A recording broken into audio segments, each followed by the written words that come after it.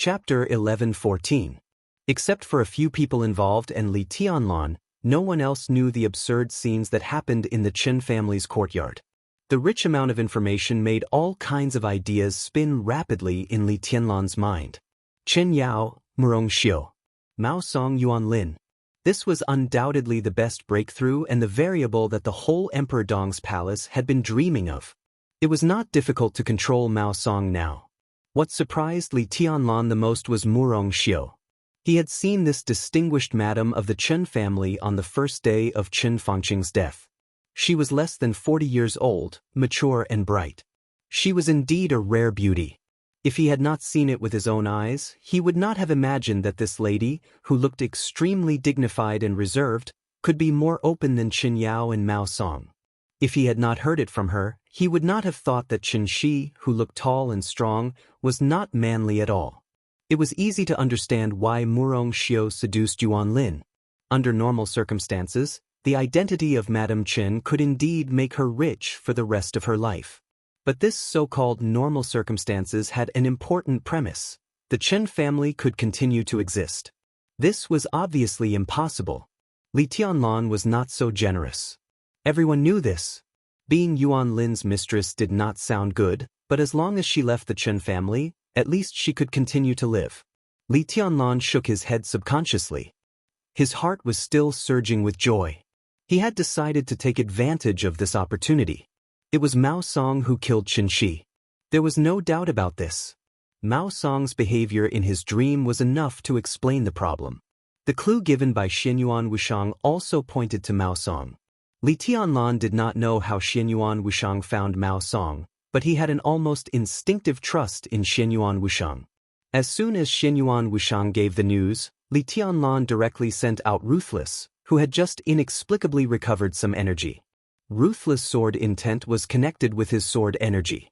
Under the situation that they shared the same vision, Li Tianlan, who had been watching the Qin family's courtyard for a day, finally saw the explosive content he wanted to see. Chen Shi's death was confirmed. And the cause of Chen Fangqing's death was still inexplicable. But it was not important. What was important was that Yuan Lin was Chen Fangqing's secretary, and this secretary had slept with Chen Fangqing's daughter-in-law. As for the others, there was no need to mention them. This news alone was enough to completely reverse the current situation of Emperor Dong's palace. Li Tianlan instinctively wanted to get up and communicate with Dong Qingwudi about what he had learned. He knew himself very well. In terms of individual combat capability, no one in the whole dark world was his match now. And he could make some decisions from a very high position. But in any case, he could only be regarded as a newcomer in the high level of Zhongzhou state. It was inevitable that there would be things that he didn't consider thoroughly. At this time, he needed to rely on the wisdom of some old people to make himself mature in this aspect quickly. However, at this time, after a moment of hesitation, Li Tianlan lay back down. He didn't tell Dong Qingwudi about Mao Song before because he couldn't explain the source of the information. He didn't know this himself. Monitoring Mao Song was his trust in Xianyuan Wuxiang. Now that he had made a major discovery, there was no need to explain the source of the information. A faintly discernible sword intent slowly bloomed from Li Tianlan's fingertips, matching with Heartless. Lian. Heartless, hanging on the hanger, disappeared in the Bai family's manner. The next second, the black trench coat kept splitting into shadows in the Chen family's courtyard, almost covering the entire courtyard in an instant. From now on, everyone in the Chen family was in Li Tianlan's sight. And the only thing he needed to do was to wait for an opportunity. An opportunity for Qin Yao and Murong Xiu to climb into Mao Song's and Yuan Lin's beds respectively. Li Tianlan's body relaxed slightly, and his arm around Qin Weibai's slightly tightened. Qin Weibai, who was sleeping soundly in his arms, obediently turned over with the slight strength and buried her face in his arms. A delicate fragrance floated. Li Tianlan closed his eyes, relaxed his spirit, and gradually became in a trance. Late nights in the village were far more lively than at night. Within a few days of coming to the village, Li Kuangde had to change his schedule. He slept during the day and went out at night. Otherwise, he could hardly rest at night. On one side of the village, Gu Xingyun's aura had become more and more obvious. The aura had been increasing from beginning to end. In just a few days, it had entered the real threshold of the peak of the invincible realm, and it was still growing. Now it was close to the peak of the invincible realm. That was the level before he, Wang Tianzong, Lin Fengting, and others broke through. According to Jiang Shangyu, when Gu Xingyun reached that level, everything should stop. Whether he could break through from the invincible realm to the level they were at now depended on himself in a short time. Li Kuangtu's purpose here was very simple. At Jiang Shangyu's invitation, he came here to protect Gu Xingyun. This is only the surface of things. Jiang Shangyu's real purpose might be to show sincerity, or it might also be a deterrent. He saw a lot of things in this base, especially the villagers here. Their extraordinary physical fitness meant too many possibilities. Protect? It was almost impossible for Gu Xingyun to encounter any variables here. In fact, the strength of these people in the village was what Jiang Shangyu wanted to show Li Kuangtu the most. Li Kuangtu didn't want to admit it, but he had to admit that in a few days, he had gradually lost some of his detached mentality. He had never looked down on Jiang Shangyu. The phrase, "the younger generation will surpass the older," was used to the extreme by Jiang Shangyu. But it didn't mean that Li Kuangtu really thought that Jiang Shangyu could be on an equal footing with him. The Jiang family was alone. Even with Moraid and Knights Templars, they still had no advantage in front of the purgatory of Heaven Capital. Therefore, Li Kuangtu had always thought that the cooperation between them was dominated by the purgatory of Heaven Capital. This was a very normal thing to do. But after seeing this village and these villagers, his idea was almost completely subverted. Jiang Shangyu's position in his heart suddenly rose a lot. Li Kuangtu finally realized the strength of this alliance, and he knew that he had to give Jiang Shangyu enough respect when necessary. Jiang Shangyu had been sitting on the grass outside the village. He rarely entered the village, and he didn't even eat much. Li Kuangtu only saw him occasionally eating a piece of grass pulled from the ground. He just sat there quietly, as if he was thinking about something. The village was lively and noisy in the middle of the night. Almost all the villagers went out of their homes. There was no light in the village. In the pitch-black darkness, everyone was enthusiastically exchanging some trivial matters with each other. Li Kuangtu walked out of the village and turned to look at the villagers again. The layout of the village was narrow, and it was especially dark at night. Standing a little further away, even with his eyesight, he couldn't see the villagers clearly. But these villagers didn't seem to be affected at all.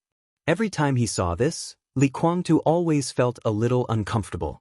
He couldn't tell what was going on, but in this village, which was lively at night but cold and silent during the day, he always felt uneasy and anxious for no reason. Taking a deep look at the villagers, Li Kuangtu shook his head and found Jiang Shangyu in a familiar place. Jiang Shangyu ate the grass in his hand bit by bit, thinking silently. "What are you thinking about?" Li Kuangtu sat down beside him. "I don't know." Jiang Shangyu's voice was calm and rational. "You don't know?" Li Kuangtu smiled. "I'm telling the truth." Jiang Shangyu looked at him seriously and said, "I always feel that I've overlooked something very important, but I don't know what I've overlooked.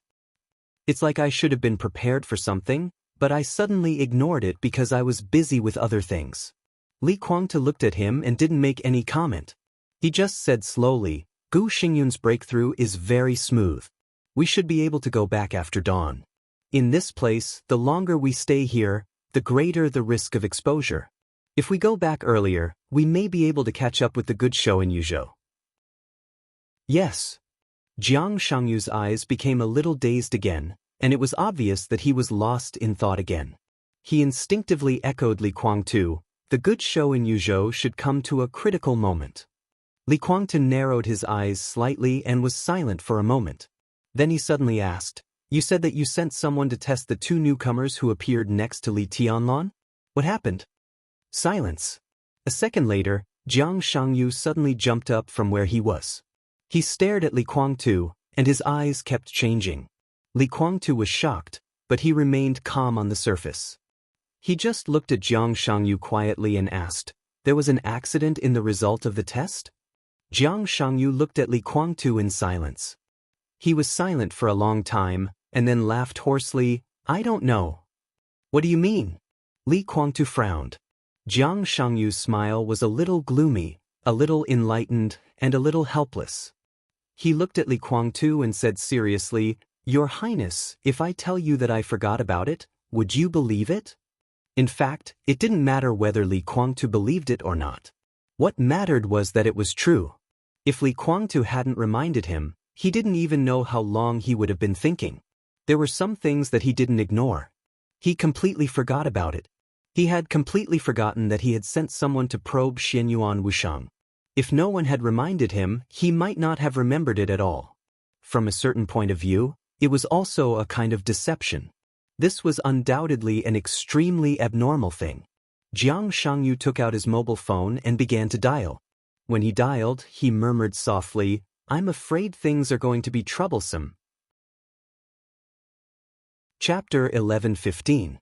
Forgetting something was something that everyone would experience in normal life. However, it was something that he was very concerned about, but he forgot it. This was undoubtedly very abnormal. Jiang Shangyu was different from everyone else. Xianyuan Wuxiang and Xing Tian were unknown. Their appearance beside Li Tianlan seemed very abrupt. People would pay attention to them, but they would not pay too much attention to them. After Jiang Shangyu used all his connections to investigate Xianyuan Wuxiang and Xing Tian to no avail, and consulted Li Guangtu several times to confirm that the Li family could not have these two people, he immediately realized that the sudden appearance of these two people might bring some changes. Probing their origins. This was the first thing Jiang Shangyu did, and it could be said that it was the thing he paid the most attention to. But he forgot. The result of the test was already obvious. If there was no problem with the origin of the two people, Jiang Shangyu could not forget such an important thing. This kind of natural neglect was so careless that it was as if he had deleted a very insignificant thing from his memory. Fraud. And it was a fraud with extremely high authority.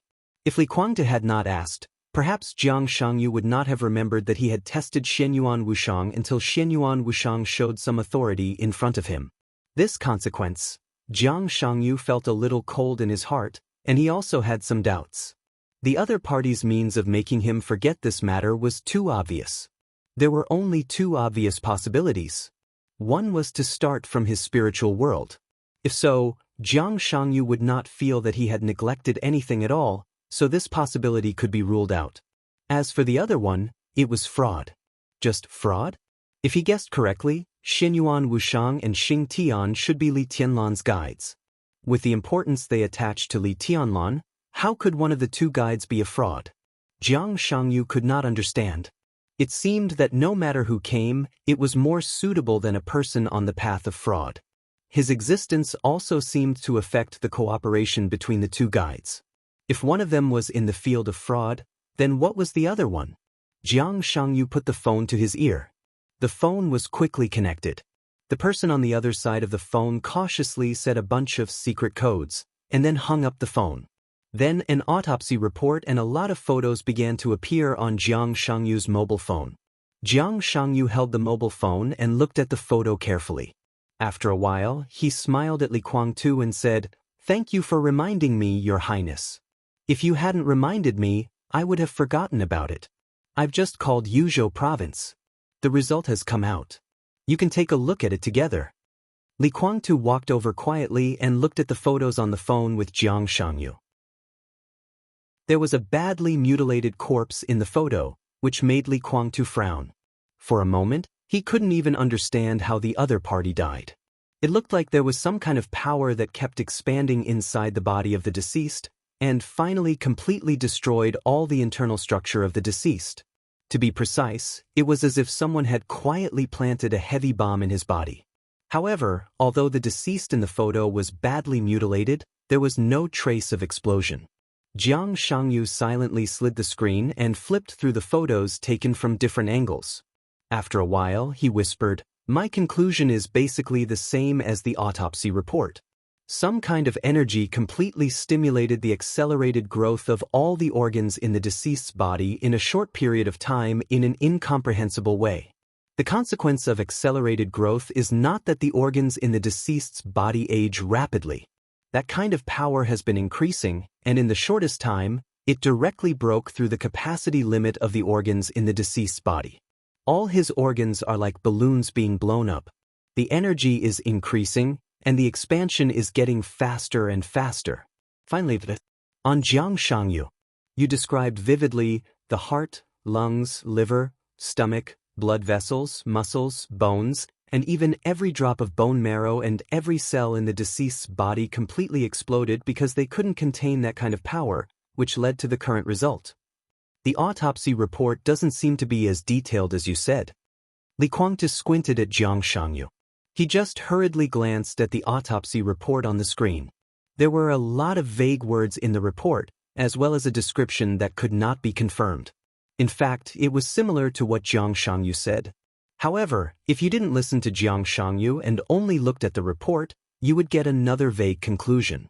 In the end, the report did not give any clear results.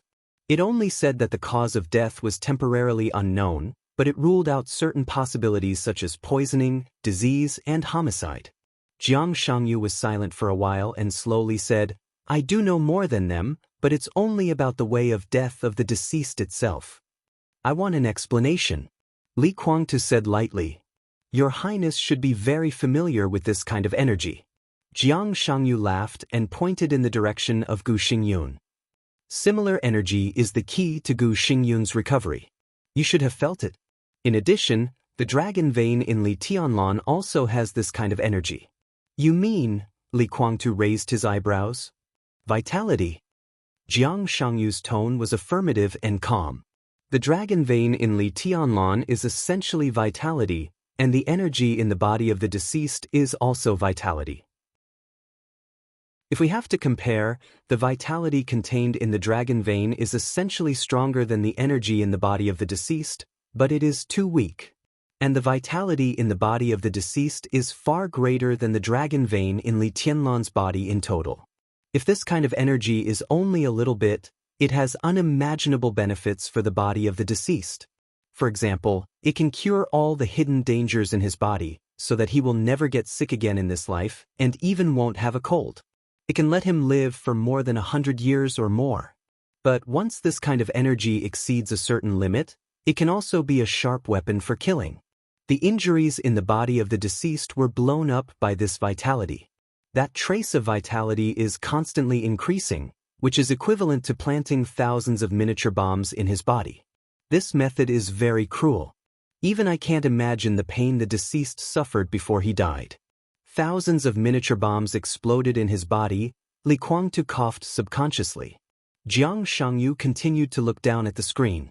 After a while, he laughed and murmured, "It turns out to be Saint." Li Kuangtu was a little surprised. "He doesn't have this kind of means. I'm not talking about the deputy palace master of the invincible realm in Emperor Dong's palace."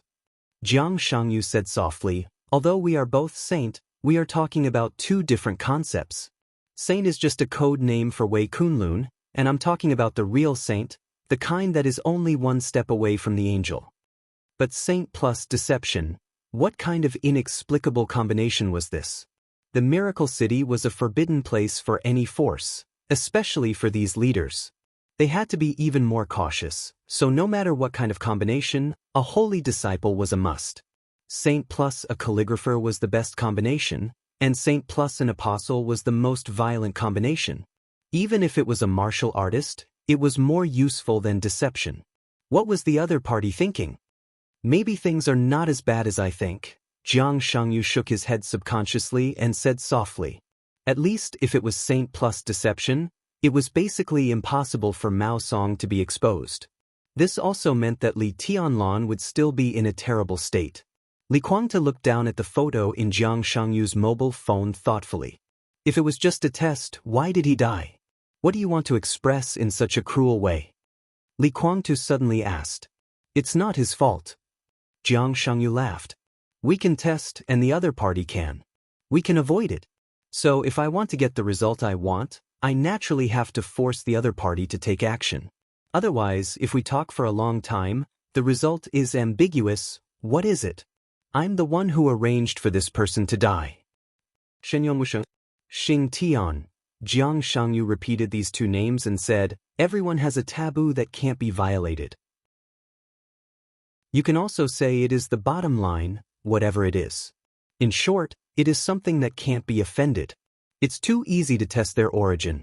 An idiom is enough. Helping the wicked. Li Guangtu raised his eyebrows slightly. Helping the wicked. Jiang Shangyu nodded with certainty. Is there any profound meaning to this word? Li Guangtu was a little confused. This word was easy to understand. Maybe it was not commonly used, but basically everyone knew what it meant. There are a lot of things involved. Jiang Shangyu said slowly, for example, fate, mystery, a mess. To put it simply, the meaning of this word is actually very rich. It represents the most humiliating period of history in human history, and it can be said to be the best strategy to sow discord in history, which has caused many consequences. He seemed to think of something and his eyes were a little playful. That strategy to sow discord could be said to be His Majesty's biggest decision-making mistake, and the consequences caused by it could not be remedied until now. It was also the most glorious victory of the Order camp, and it even directly led to the death of the original His Majesty. This word in the time corridor was completely linked to the fate of the entire human clan, which could be regarded as their bottom line. What do you mean? Li Guangtu narrowed his eyes. Jiang Shangyu was a little absent-minded and whispered, the beginning, the end. He. Ha ha ha. Jiang Shangyu's laughter suddenly stopped. An incomparably sharp sword intent enveloped his body. He slowly turned around. In his sight, the sword intent on Li Guangtu's body kept gathering, almost tearing the world apart. What do you mean, Your Highness? Jiang Shangyu's smile remained unchanged. I don't understand what you're saying. Li Guangtu said blandly, what is an angel? What is a saint? What is helping a tyrant?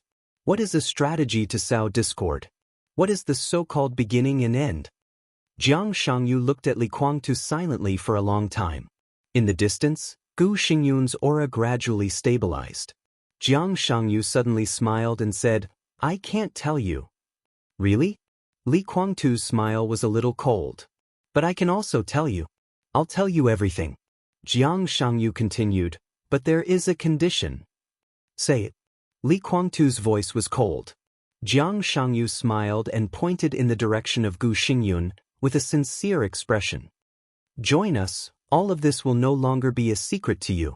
I'm in a state of confusion, and there are many things I can say at will.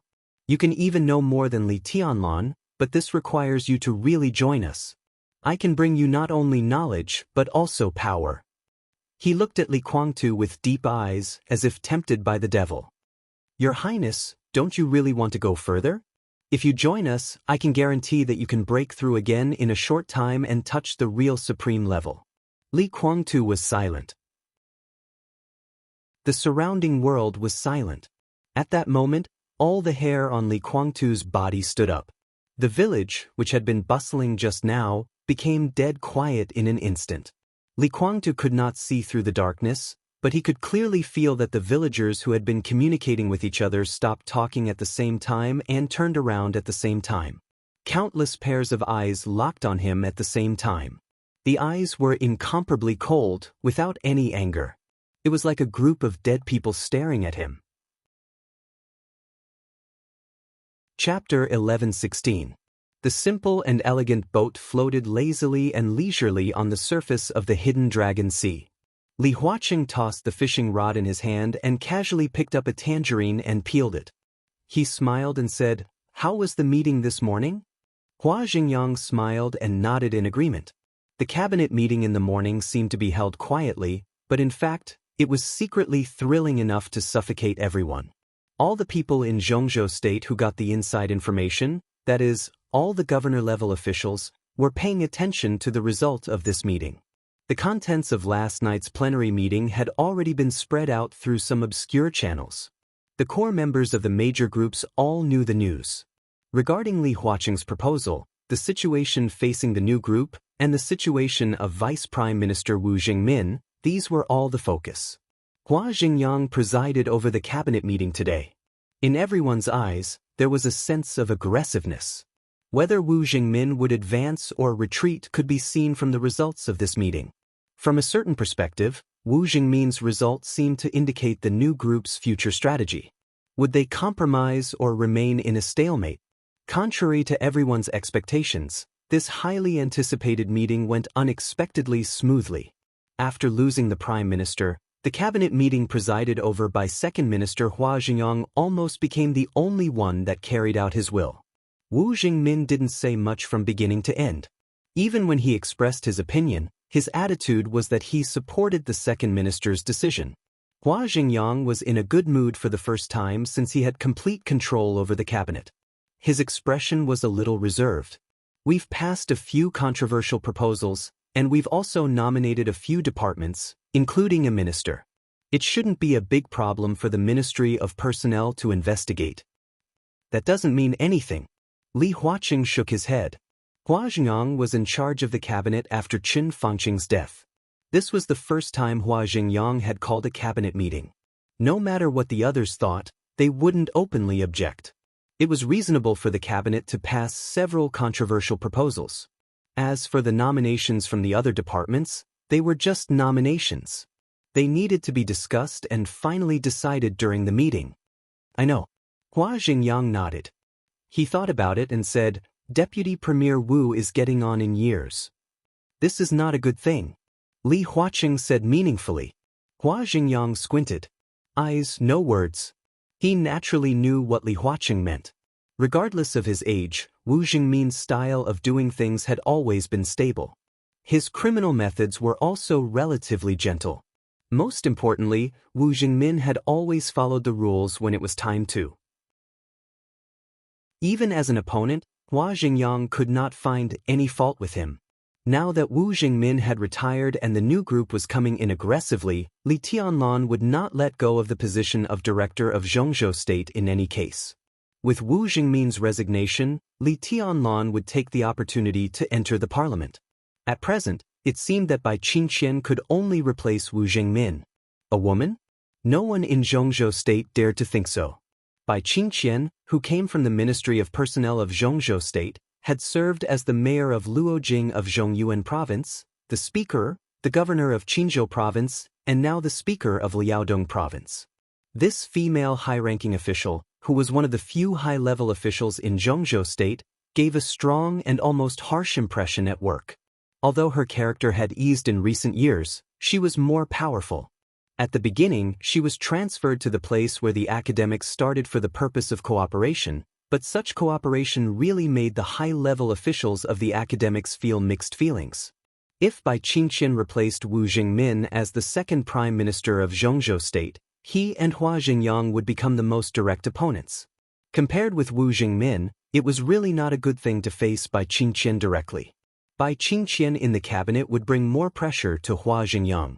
Li Tianlan entering the parliament would also give Li Huaqing a full sense of oppression. The only thing that satisfied the academics was that after the election, they would occupy the position of number 1 and number 2, and they would also become extremely powerful. Hua Zhenyang thought silently for a while, and then said with a smile, the matter of Liaodong should be settled, right? This was completely the proper meaning of the question, and also part of the balance.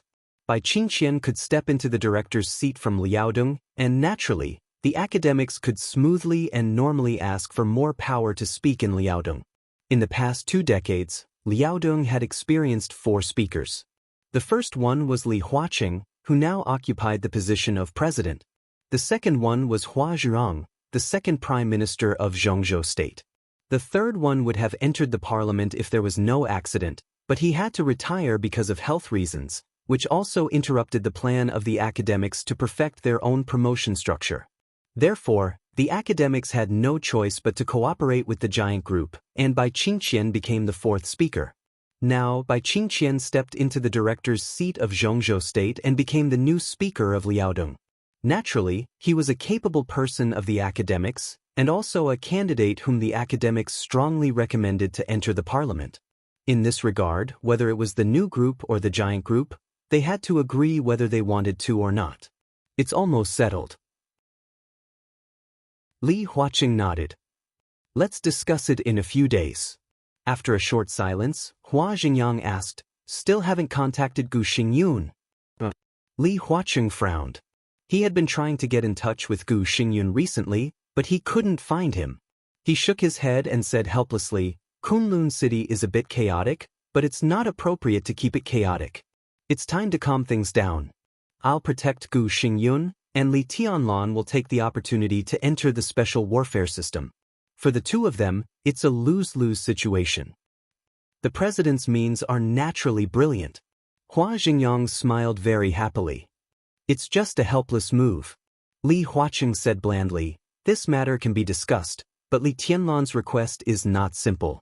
I can't let him press Gu Xingyun out of breath. If he wants the initiative, I can give it to him appropriately. But I want stability. He must also give it to me. The president is very considerate, but Dong Huang is still young and may not be able to understand your painstaking efforts. Hua Jingyang said with a seemingly unintentional smile. It doesn't matter. Li Huaqing shook his head. Dongqing Wudi will understand. The phone suddenly rang. It was a very familiar ringtone. But at this time, it was extremely harsh. Li Huaqing, who had reached out to hold the fishing rod, subconsciously stiffened, and then slowly took out the phone. Dongqing Wudi's name kept flashing on the phone screen. Li Huaqing narrowed his eyes and answered the phone. Wudi, it's me. President, I have an important discovery here. I'm on my way to the Hidden Dragon Sea now. I'll pick you up and we'll go to see a good show. Dongqing Wudi's voice was quiet, but it seemed to be suppressing a different kind of emotion. Li Huaqing's heart sank for no reason, and he said calmly, What good show? You'll know when you get there. Dongqing Wudi chuckled softly. The laughter was light, but extremely cold. It was like a sneer. Chapter 11:17. For the whole morning, Mao Song had been paying attention to the changes in Murongxiu. Although his view of the world had been shaken by the news brought by Chen Yao, he still had a glimmer of hope that what the other party said was not true. He had always been secretly in love with Murongxiu. Although it was mostly for his own future, Murongxiu was also a part of the reason why he did something to Qinshi. When he talked to that person, although she did not say it explicitly, he had already heard the subtle hints. But he did not expect that before he could make a move, Wang Lin would be one step ahead of him. Was it the other party who made the first move? Or was it Murongxiu who deliberately seduced him? Or did they hit it off? Holding the bowl, Mao Song ate the food without tasting it.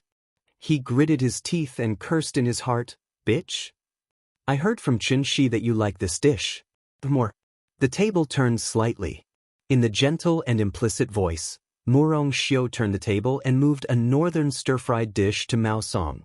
Mao Song, whose heart was in a mess, was slightly surprised. He subconsciously forced a smile and said, Thank you, sister-in-law. We are family, you are welcome. Murongxiu smiled gently and looked at Mao Song thoughtfully. Xiao Mao, is there something on your mind? Mao Song looked at Murongxiu. The expression on the other party's dignified and exquisite face was very calm, but the corners of her eyes and the tips of her brows constantly revealed an unconcealable charm. Her face had an extremely intoxicating blush. After the death of her husband, the Chen family's young madam seemed to have been completely nourished, and her charm was even greater than before. Mao Song took a deep breath, looked away, and said softly, I am thinking about the days with the governor. Murongxiu's eyes flashed with a touch of complexity and embarrassment. She sighed softly and did not speak again. Xiao Mao, I talked to President Guo on the phone before eating. He specifically asked me to tell you not to move around for a few days. Your matter is basically settled. Stay in Nanyun. The working environment in Nanyun is a bit complicated. You have to pay more attention. Wang Lin, who was sitting next to Murongxiu, suddenly said. Of the two, one was Qin Fangqing's secretary, and the other was Qin Shi's secretary. In private, their relationship was naturally very close.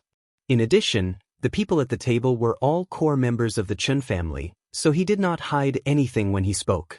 Wang Lin nodded. Perhaps it was because of Murongxiu, but he did not feel much surprise.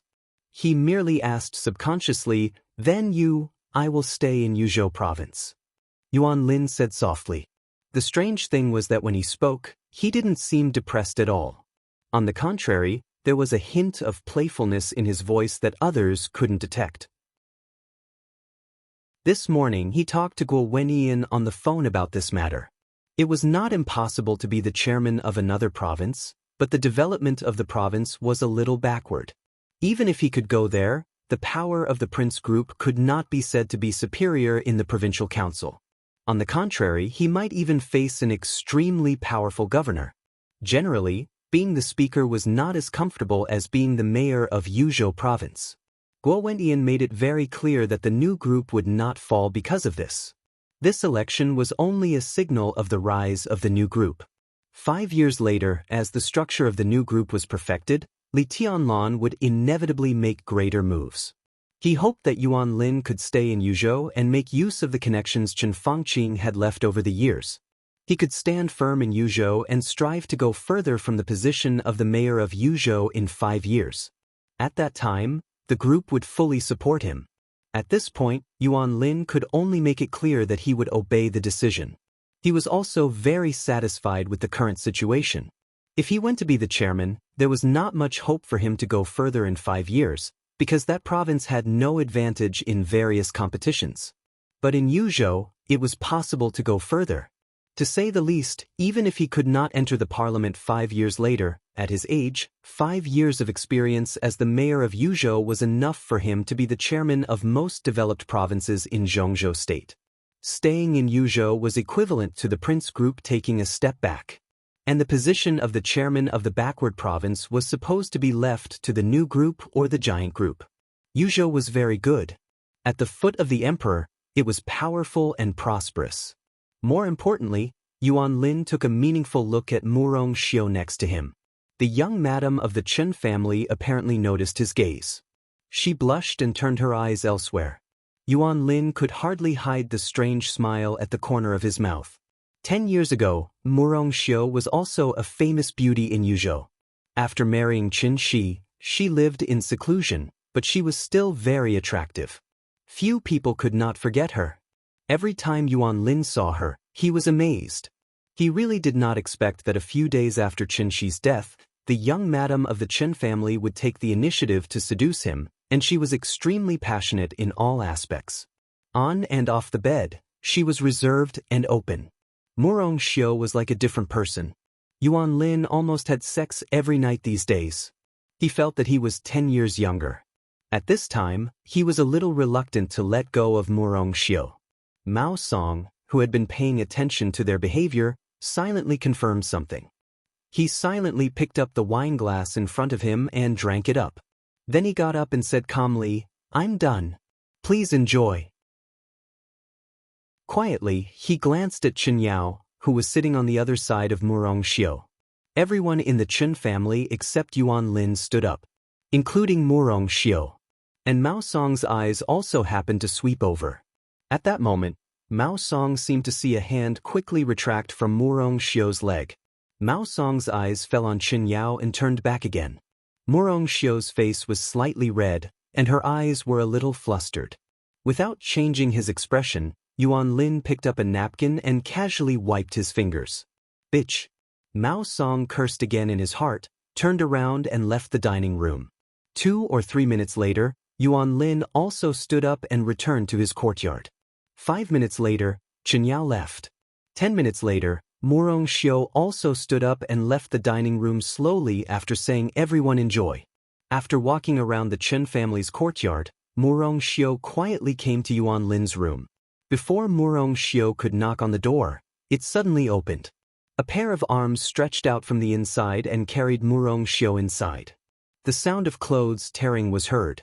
Murong Xiu's voice became sweet and charming. "What's the hurry? When we were eating just now, you didn't know how tempting you were." At the same time, Mao Song carried Chen Yao again and threw her on the bed. At the same time, Mao Song carried Chen Yao again and threw her on the bed. Mao Song's eyes were red, and he was about to make a move. Boo!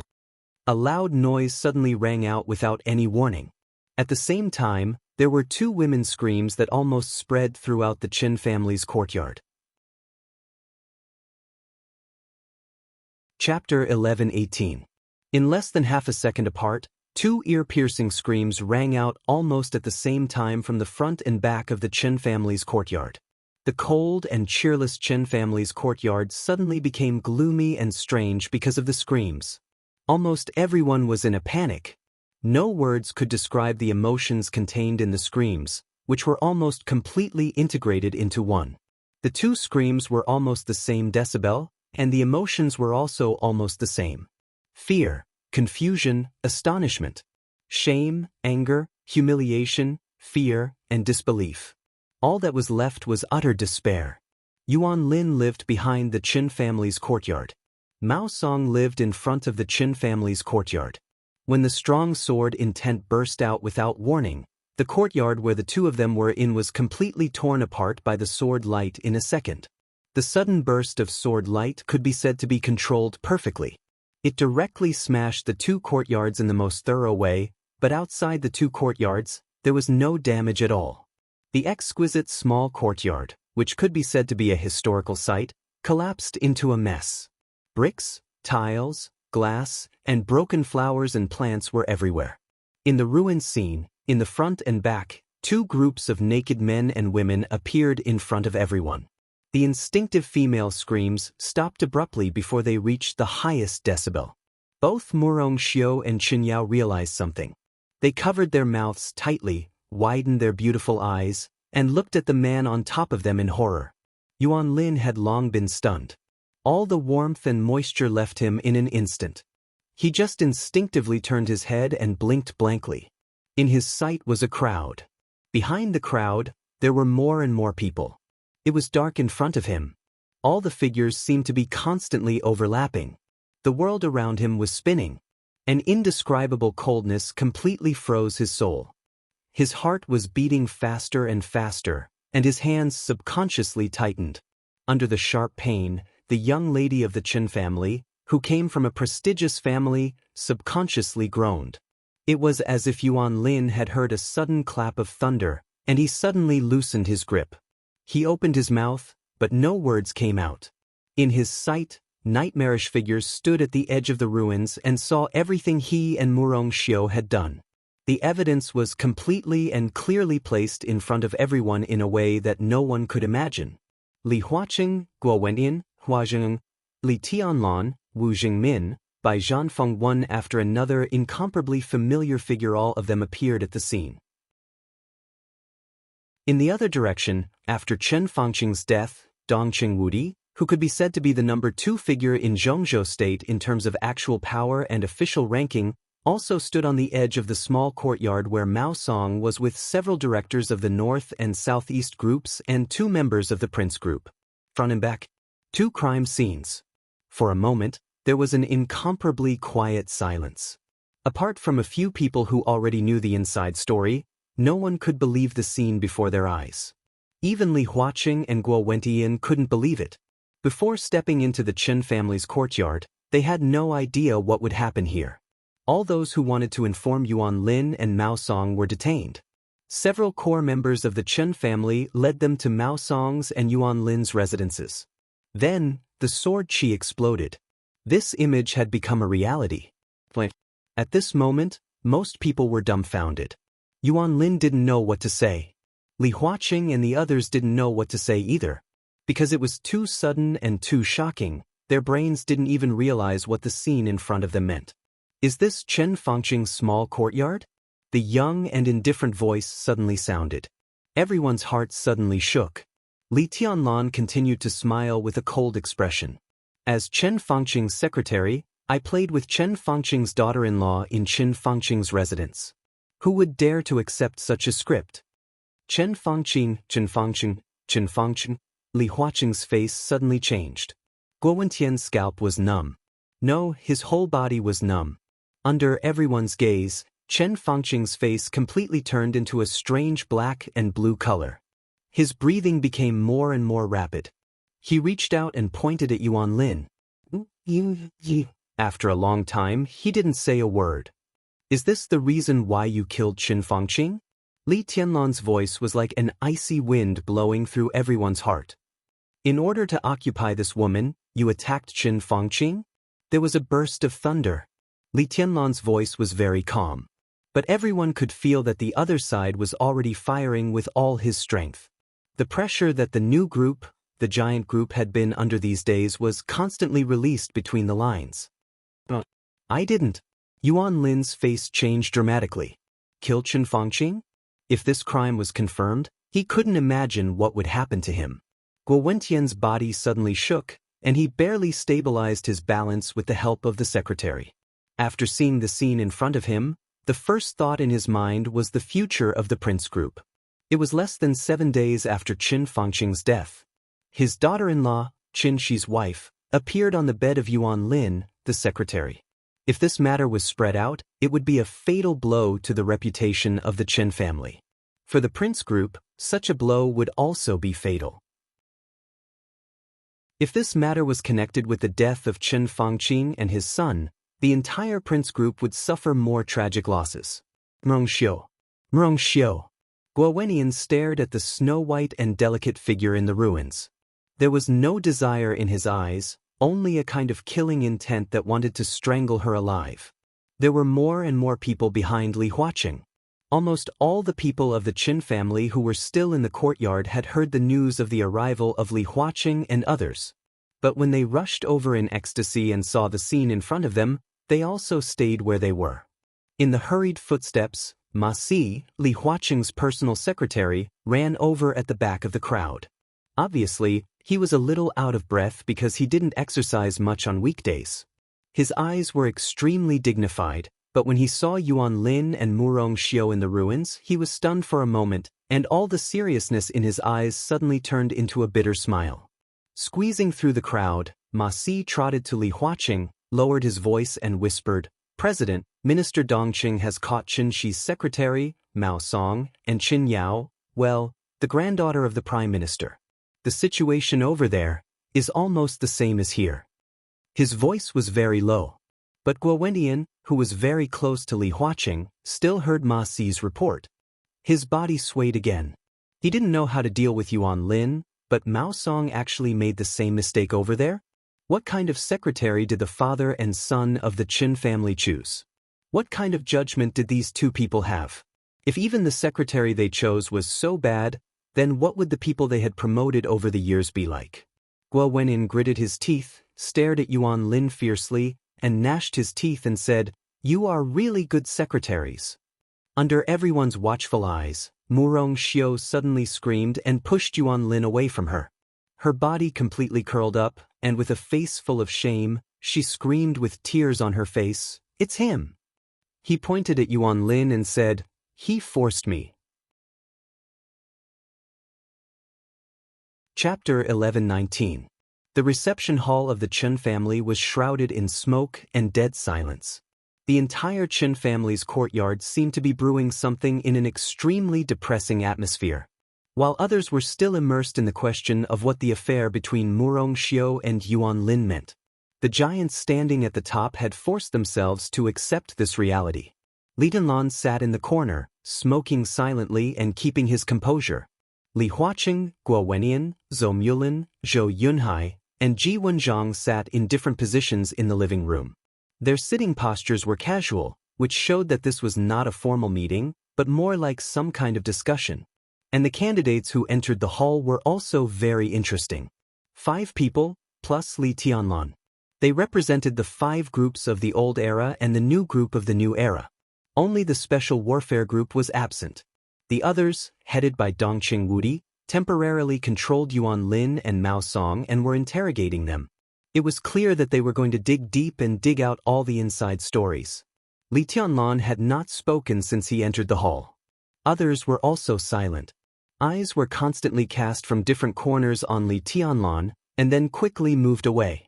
Everyone, including Li Huaqing, was watching Li Tianlan with great caution. Yuan Lin and Murongxiu, Mao Song and Qin Yao. These 2 shameless couples brought a huge accident to the entire Zhongzhou state parliament. This time, it could be big or small. The only thing that was certain was that no matter how big or small it was, the Chen family was finished from now on. Li Tianlan and Dongqing Wudi's actions were too decisive, fast, and ruthless. They not only informed Li Huaqing, but also several directors who were still in Zhongzhou state and several members of parliament who were still in Yuzhou were all invited to watch the two charming and tempting dramas together. As the young madam of the Chen family, Murong Xiu got on Yuan Lin's bed. This was like the Chen family stabbing themselves in the heart with a sharp knife. If the matter was not exposed, it might be a clever move for Murong Xiu to protect herself. But when the real scene appeared in front of everyone, Murong Xiu was equivalent to committing suicide with the whole Chen family. No matter how big or small it was, the reputation of the Chen family would be ruined, and the prince group would no longer provide any protection to the Chen family. The power of the new group and Emperor Dong's palace would soon pour into Yuzhou, and the whole Chen family would be completely wiped out like a bubble. No one could save them, and no one would be willing to save them. Chen Fangqing, Chen Shi, and the Chen family would all become the laughingstock of the upper circle of Zhongzhou state, and even be recorded in some hidden history books. This was the most basic result. And what would happen after this result? At this moment, even Li Huaqing wanted to find some clues from Li Tianlan's expression. The necessary foreshadowing had already appeared long ago. In that mess, Li Tianlan had already made a clear inference with the help of the affair between Murong Xiu and Yuan Lin. Yuan Lin, who was Chen Fangqing's secretary, wanted to forcibly take his daughter-in-law and use some kind of method to kill Chen Fangqing. This deduction was crazy enough, and it couldn't be said to be correct. However, no one could clearly say that this deduction was wrong. It was the same as Li Tianlan's situation before. Everyone thought that Li Tianlan was the most suspicious person in Chen Fangqing's death. This answer couldn't be said to be correct, but it couldn't be said to be wrong either. There was no evidence. Li Tianlan couldn't prove his innocence. The parliament also couldn't confirm Li Tianlan's guilt. In this case, a unilateral denial was almost meaningless. Li Tianlan was the same. Yuan Lin was the same. From this point of view, with the help of the affair between Yuan Lin and Murong Xiu, Li Tianlan could extend his inference, and he almost had the best chance to turn the tables in a desperate situation. Li Tianlan's target was not Yuan Lin. Not to mention that he was just a secretary now. Even if Yuan Lin really became the mayor of Yuzhou, Yuan Lin would have to look up to Li Tianlan. Li Tianlan's target revolved around the cause of Chen Fangqing's death. Yuan Lin's matter couldn't prove that Li Tianlan had nothing to do with Chen Fangqing's death, but the suspicion on him was mostly attracted by Yuan Lin.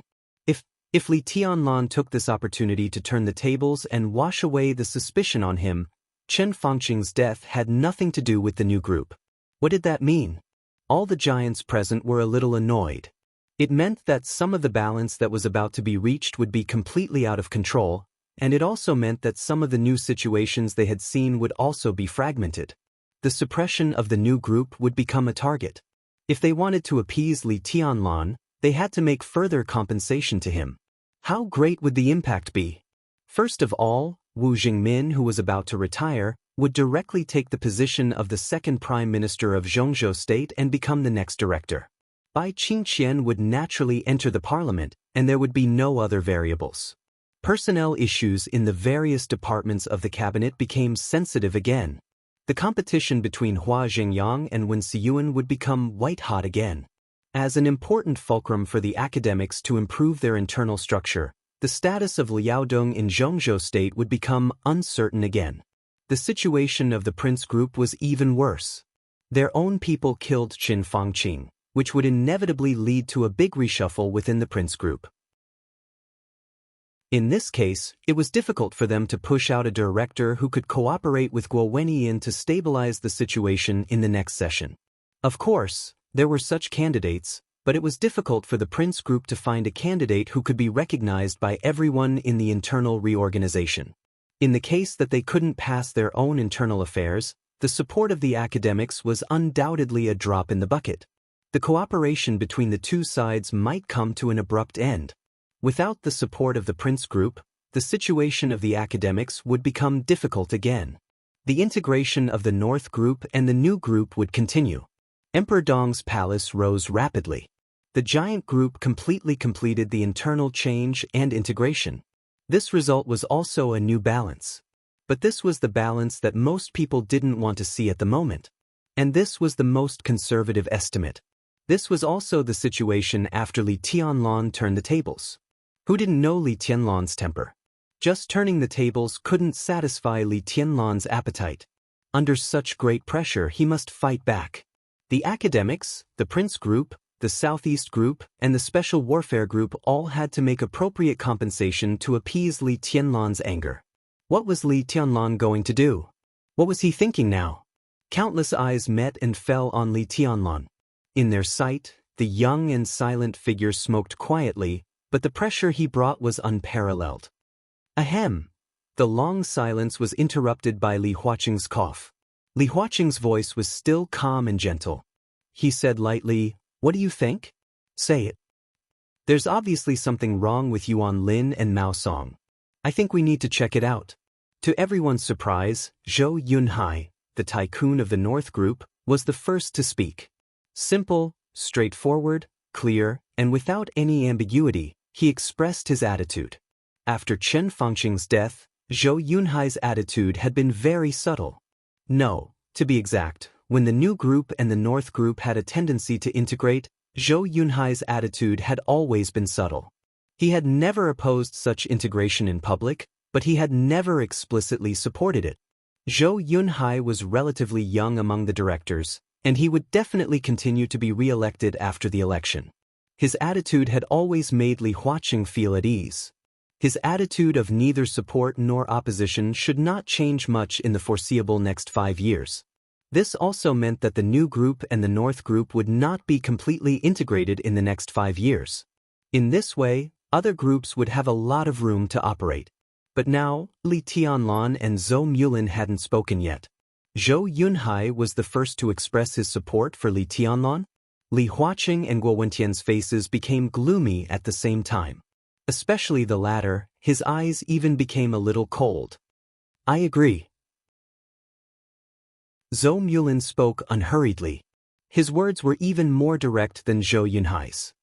The issue of style is related to one's personal morality, but when combined with Wang Lin and Murong Xiu's identities, it's shocking. Why did the Prime Minister suddenly die? Does it have anything to do with Wang Lin? How much does it matter?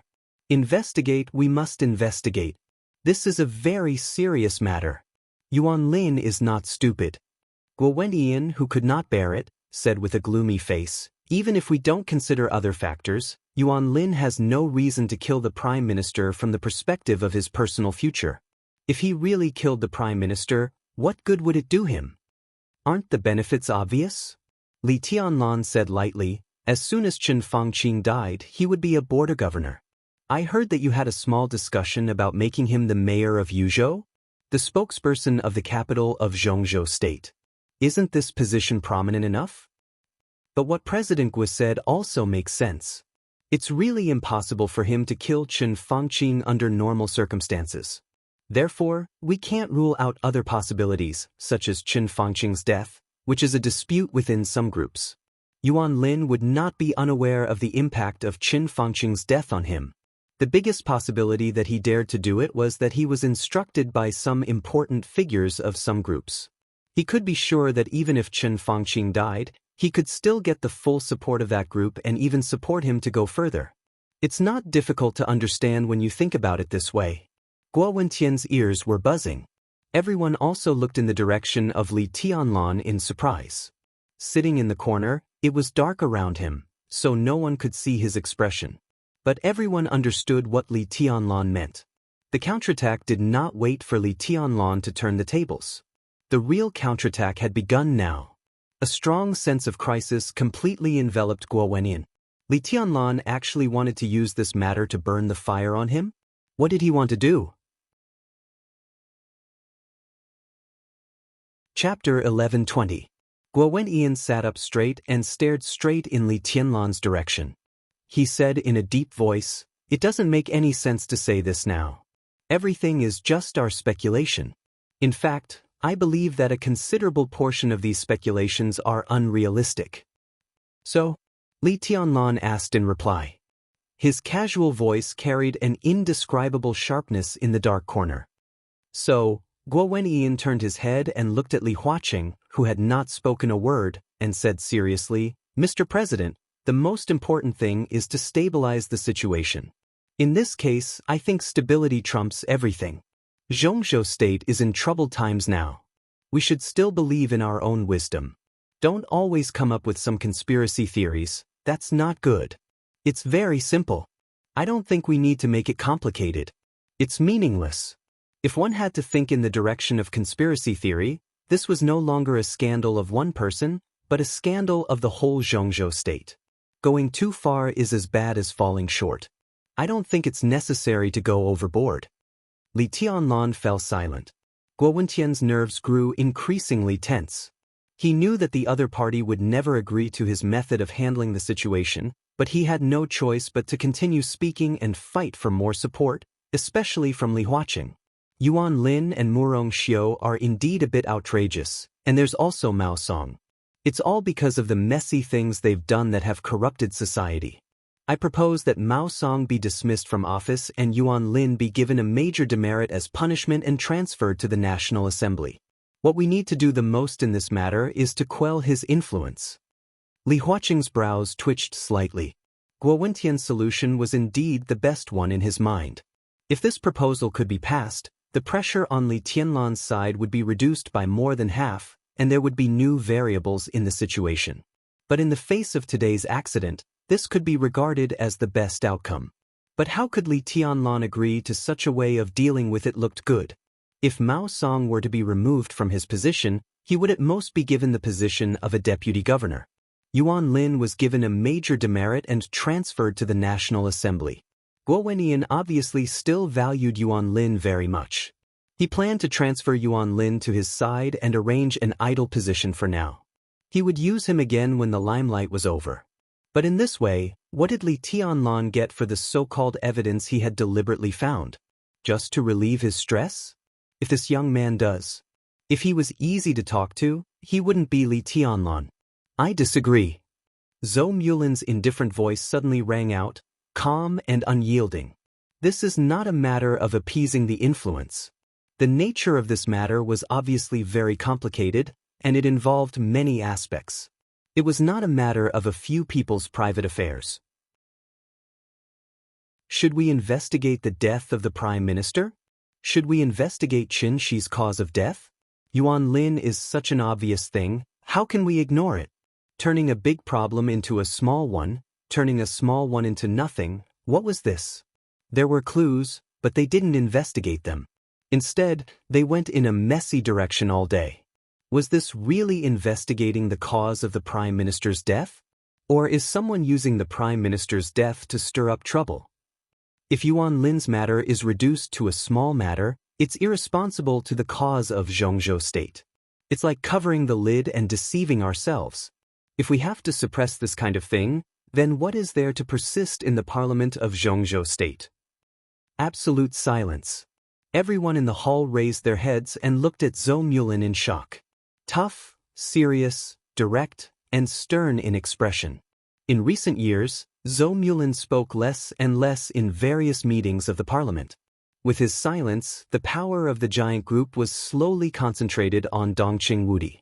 Everyone thought that Zhou Mulin had retired in advance, but no one expected that on such an occasion today, the old man, who had been low-key for a long time, would suddenly say such harsh words in a stern voice. This was tantamount to directly rebuking Guo Wentian for being irresponsible, unprincipled, self-deceiving and stirring up trouble. Such an attitude was almost tantamount to completely denying the value of the prince group headed by Guo Wentian to Xianxia state. In other words, this was tantamount to completely breaking off all pretenses of cordiality. Guo Wentian's body kept trembling. At this moment, all the blood in his body seemed to pour into his brain.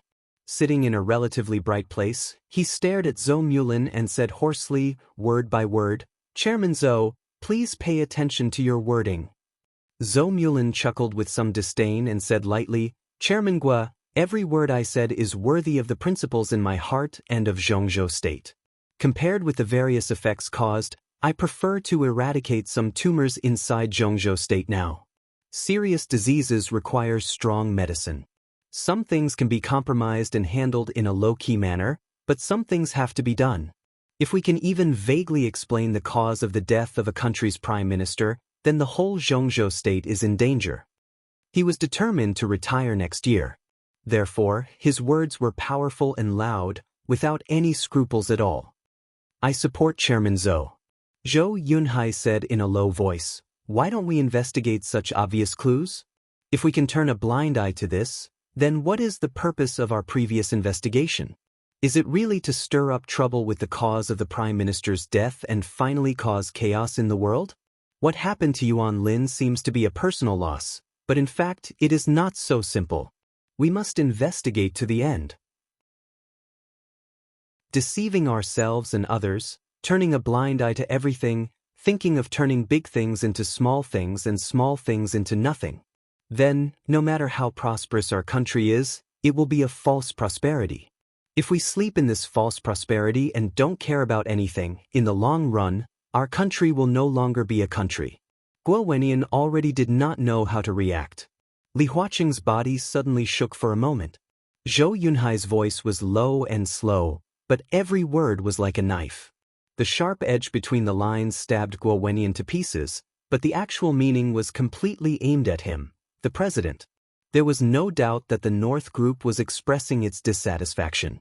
The other party might understand his intention of stability, but the so-called stability could not be a bottomless concession and compromise. Otherwise, the so-called stability and prosperity obtained by this means would be false. The country would not be a country. This sentence was even more serious than Zhou Mulin's harsh words and stern countenance. This was no longer a matter of taking sides. This was the fundamental principle that Zhou Yunhai and Zhou Mulin really attached importance to. They could completely understand what Li Huaqing did after Chen Fangqing's death. But there was no doubt that if today's matter was suppressed, Li Huaqing's principles would undoubtedly be greatly questioned. I suggest that a special task force be set up immediately to thoroughly investigate this matter. The police department will follow the development of the case throughout the process. I support Minister Zhou's proposal. Ji Wenzhang said calmly, the Ministry of Supervision will immediately organize a special task force to investigate. Li Huaqing was silent and did not speak for a long time, until a knock on the door suddenly sounded. Ma Si, who looked extremely serious, walked in. He hesitated, quickly came to Li Huaqing's ear, and whispered something. Li Huaqing was slightly stunned, and then his face suddenly became serious. Chapter 1121. Although it was a centralized interrogation, the weight of Wang Lin and Mao Song was obviously different. Dongqing Wudi, Wan Qingyun, Hua Xingyang, several counselors almost poured all their firepower on Wang Lin. The interrogation was not serious in both the occasion and the form. It was arranged in a very comfortable living room, but as time went by, the atmosphere in the living room became more and more depressing and desperate. I didn't force her. The despair in Wang Lin's eyes grew stronger. It was not that he couldn't bear the pressure, but that he knew very well what it meant. It seemed to be an affair between him and Murong Xiu. But once it was connected with the death of Chen Fangqing and Qin Shi, no one could bear the pressure. A few hours ago, he was still on top of Murong Xiu's body, fantasizing about holding the beautiful lord in Yuzhou. A few hours later, he had fallen from heaven to hell. In particular, Murong Xiu, that bitch, had backstabbed him. Wang Lin knew very well that he was finished. No matter how Zhongzhou state would deal with him, he would have nothing. Being able to keep his life was already the best outcome. She seduced me. I made a big mistake on impulse. Wang Lin's slow and trembling voice slowly echoed in the living room. I am responsible for this matter. I have to make a self-criticism to the parliament and deeply reflect on my mistakes. I didn't control myself. No one can resist the temptation. I failed to live up to the training and education of the parliament over the years. You like to make self-criticism. There will be many opportunities in the future. Dongqing Wudi directly interrupted Wang Lin's almost muttering voice and said calmly, Secretary Yuan, the matter between you and Murong Xiu is not something worth paying attention to. What's truly worthy of our attention is what else you've done behind the scenes of this incident. Wang Lin's body shook. He looked at Dongqing Wudi blankly and did not speak. How long have you and Murong Xiu been together? Dongqing Wudi asked. 6 days. Yuan Lin was silent for a while and said hoarsely. The living room was slightly quiet for a moment. 6 days? 6 days ago in the afternoon, Qin Shi died in the Qin family's yard. That was to say, on the night of Qin Shi's death, Murong Xiu appeared in Yuan Lin's bed? How impatient were these two people? Ridiculous. Dongqing Wudi shook her head. I know I can't be forgiven for my mistake this time. I'm willing to confess everything I know. But I can guarantee that this is just my personal style and has nothing to do with anything else. I have never done anything to let the Prime Minister down. Dongqing Wudi glanced at him without any expression, then lowered his head and took out a file that he had brought from the army headquarters before he came to the Qin family. The file had been specially encrypted, which meant that only a very small number of people in the entire military could read it. Dongqing Wudi glanced down and said in a calm voice, You can state your opinion, but there are some things we must investigate in detail. First of all, Secretary Yuan, tell me, where were you 26 days ago, between the early morning of December 3rd and 2 o'clock in the afternoon of the 4th? Between the morning of December 3rd and 2 o'clock in the afternoon of December 4th. Yuan Lin was a little dazed and confused. He subconsciously whispered, I don't remember. I can remind you. Dongqing Wudi said expressionlessly, that day, you bought a plane ticket to Sinan City, using an alias. Yuan Lin's face suddenly changed. His face suddenly became extremely pale, and his eyes looked more desperate. On December 3rd, he took a plane from Yuzhou to Sinan City, and flew to Nanyun Province with another identity in Sinan City. Then he took a train from Nanyun Province to Tianan. He went to Guanan, Xinyuan City. In the Sky City Club in Xinyuan City, he met Jiang Shangyu and Li Guangtu, talked about cooperation, and finally returned to Yuzhou on December 4th. How did Dongqing Wudi know these things? Yuan Lin suddenly raised his head, stared at Dongqing Wudi fiercely, and said in a hoarse voice, You monitor me? No one monitors you. You're exaggerating. Dongqing Wudi said in a calm tone. He couldn't admit it, and it was true. No one monitored Yuan Lin, and no one dared to do it. Yuan Lin was Qin Fangqing's secretary, and he was the chief secretary at the level of governor. If the military monitored such a person once he was exposed, it would undoubtedly be an extremely serious incident, which would lead to extremely serious consequences. Even Dongqing Wudi couldn't afford such consequences, because it also violated the most basic principles. In fact, we monitor Li Guangtu. We also found your whereabouts from Li Guangtu's whereabouts. Regarding this point, the council had a record of it. Li Guangtu's identity is sensitive, and we need to determine some of his positions and actions through various channels. This matter has been going on for a long time, and it has always been the responsibility of the 5th Bureau of the General Staff Department. The 5th Bureau was the intelligence department of the military, the so-called Junqing Bureau, which occupied a very important position in the intelligence work of the entire Zhongzhou state. I can prove it. I gave the 5th Bureau the order to monitor Li Guangtu, and I reported it to the parliament. Next to Dongqing Wudi, Yi Dongxing, the deputy minister of the army headquarters, suddenly said, You met Li Guangtu. What did you talk about? Dongqing Wudi looked at Yuan Lin and continued to ask. Yuan Lin was cold and couldn't speak for a while. In fact, there was a follow-up to this matter. Not long after he met Li Guangtu also came to Yuzhou and had a face-to-face talk with Qin Fangqing. But Dongqing Wudi didn't mention this matter. Did the people of the 5th Bureau not control the relevant information? Or did Dongqing Wudi know it but deliberately didn't say it? If it was the former, he couldn't explain anything.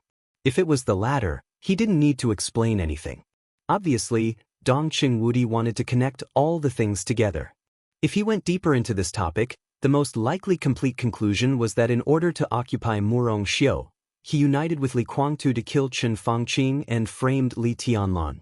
And in order to get it done once and for all, on the day of Qin Fangqing's death, he also secretly caused Qin Shi's death, and naturally occupied Qin Shi's wife and all the resources of the Qin family. He had sinister intentions and deserved to be punished. Yuan Lin moved the corner of his mouth, But he didn't say anything in the end. He didn't know what to say. He had nothing to do with Chen Fangqing's death. However, this was something only he himself knew. But in his current situation, anything he said would be weak. At this time, no one would speak for him. Even Guo Wendian wouldn't. Because his affair with Murong Xiu was obvious, even Guo Wendian was not sure whether Yuan Lin had acted against Chen Fangqing and Chen Xi on impulse for beauty. If he had no problem, Guo Wendian still had the confidence to persist to the end. But what if there was really a problem? Guo Wendian's tough statement would bring unimaginable trouble to himself and the Prince Group. Before figuring out the cause and effect of the matter, the Prince Group couldn't make a clear statement. At most, they would oppose some results, but such opposition was destined not to be too tough. Moreover, the special intelligence of the military had always been very special. There were some things that, except for Dongqing Wudi, Yi Dongxing and a few others, even the president didn't know, such as Yuan Lin's secret appointment with Li Guangtu and the secret talk between Li Guangtu and Chen Fangqing. Yuan Lin wasn't sure if Dongqing Wudi and Yi Dongxing knew that Li Guangtu and Chen Fangqing had met, but it didn't matter. What mattered was that as long as he kept this matter under wraps and only mentioned his meeting with Li Guangtu in Xianyuan City, then it would be impossible to explain. In order to possess Murong Xiu? This motive was indeed a little weak. But what if it was to possess Murong Xiu and monopolize the resources left by Chen Fangqing? This was very realistic. Yuan Lin's identity was sensitive. When Chen Fangqing died in incomparable humiliation, and then Chen Shi died inexplicably, as long as someone took the blame for their deaths, the Chen family would be taken care of to the greatest extent. In other words, as long as the parliament believed that it was Li Tianlan who did it, the Chen family would certainly get support from all aspects of the parliament, and the one who benefited the most was naturally Yuan Lin. This was the righteous resource left by Chen Fangqing after his death, and this resource, the most conservative estimate, could push him into the parliament of Zhongzhou State 5 years later. In this way, this motive was sufficient. And his secret appointment with Li Guangtu could naturally be inferred that he wanted to use Li Guangtu as a knife. Chen Fangqing and Chen Shi died strangely. Everyone thought that Li Tianlan killed them in some way of martial arts. If Li Tianlan could do it, Li Guangtu, who also stood at the peak of martial arts in the dark world, could naturally do it. The motive and the means of killing seemed to be available. Li Guangtu's promise to cooperate meant that Yuan Lin had given the other party an irresistible reward. As Chen Fangqing's secretary, Yuan Lin had mastered countless information. What did he give Li Guangtu? Was this treason? His thoughts kept diverging. Yuan Lin's eyes went black for a while. Countless crimes seemed to be constantly pinned on his head in front of his eyes. He was extremely sad to find that at this moment, he didn't even have the slightest room to resist. When all the chains of evidence pointed to him, there would be countless people in the dark cooperating tacitly to make this chain of evidence seamless. It never mattered what the real truth was. What mattered was what people were willing to believe and accept the truth. So, Dongqing Wudi said in a low voice, Li Guangtu has a direct relationship with the death of the Prime Minister, right? Yuan Lin was shocked. He knew that it was very likely that there was no turning back, but this concerned his life, so he had to struggle no matter what. However, just as he was about to retort, a hoarse voice rang out. That voice was incomparably tired, incomparably numb, and filled with intense bitterness. No, not only Li Guangtu, everyone was stunned for a moment.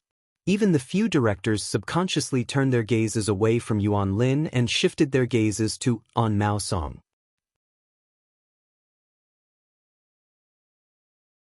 Chapter 1122. The order of the previous chapters is wrong. Well, the content is correct. Sorry. Mao Song? Dongqing Wudi's eyes narrowed subconsciously. Others' eyes were a little blank. Those who could enter this living room to participate in this special interrogation were at least governors. There was only one such person, and that was Ma Si, Li Huaqing's secretary. In addition to Ma Si, all the people here were members of parliament and directors who could be called leaders of Zhongzhou State. They were not very familiar with Mao Song. Chen Shi's secretary was far from worthy of their attention at this stage. Mao Song's future may be very promising, But when Xianxia hasn't truly fulfilled his potential, these real executives naturally won't bother to study his secretary. Therefore, although he was also brought to the interrogation room, basically no one paid attention to him. Everyone's attention was focused on Wang Lin. As for Mao Song and Chen Yao, it was completely irrelevant. Mao Song was not qualified enough. Chen Yao was not as good as Murong Xiu. The value of his existence was at most a bargaining chip to be sacrificed. This was his fate. Mao Song was also very clear about his fate. Dongqing Wudi had led the direction of the conversation and completely forced Wang Lin into a desperate situation. Unless there was a big accident, it was not hard to imagine Wang Lin's fate. With Wang Lin's fall, Mao Song also knew his fate. All of his duties and the future he had been looking forward to would come to naught. All of his deeds would be clearly investigated, and his family would be implicated. As for himself, it was highly likely that he would be secretly executed or locked up in a secret prison until his death. This was the result of being implicated by Wang Lin.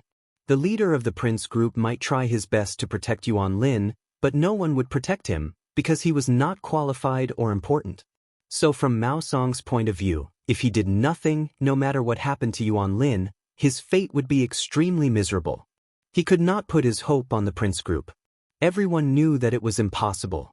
The only way was to save himself. It could be said that he gave up on himself or tried to save himself. The only thing he was glad about was that he had enough bargaining chips. It was a bargaining chip that could pin Wang Lin, and even many others, to the ground. He could follow the direction of Dongqing Wudi's conversation and block all possible doubts. So he took the initiative to speak. The phrase, "not only Li Kuangtu," had a rich meaning. It was tantamount to indirectly admitting his crimes on behalf of Wang Lin. At the same time, it also meant that there were many inside stories that others did not know. "Mao Song, what nonsense are you talking about?" An incomparably low and stern voice rang out. Beside Yi Dongxing, a middle-aged man with a dignified and calm appearance suddenly slammed the table. "You have to understand your own situation. Don't make wild accusations. You have to be realistic." Mao Song looked at him expressionlessly and suddenly sneered, "Minister Yang, I can be responsible for every word I say." Yang Jianghu. He was one of the current leaders of the Prince Group, the current member of Parliament of Zhongzhou State, and the first deputy minister of the Ministry of Supervision. After the general election next year, Yang Jianghu was very likely to become the new director candidate of the Prince Group. The moment Mao Song opened his mouth, the warning he issued did not match his identity, but it was definitely in line with his position. Wang Lin alone had already caused the Prince Group a lot of trouble. At this time, why did Mao Song come to join in the fun? Whether what Mao Song said next was the truth or a fabrication, Yang Jianghu did not want him to continue. He just wanted this matter to calm down as soon as possible. "Fellow wise man in Jianghu, watch your attitude and words." Wan Qingyun, the Minister of Supervision who had been silent, frowned and said in a cold voice, "Whether what Mao Song said is true or not, we will investigate according to what he said, not stop him from speaking." Dongqing Wudi slightly raised his eyebrows and looked at Mao Song, his eyes a little flickering.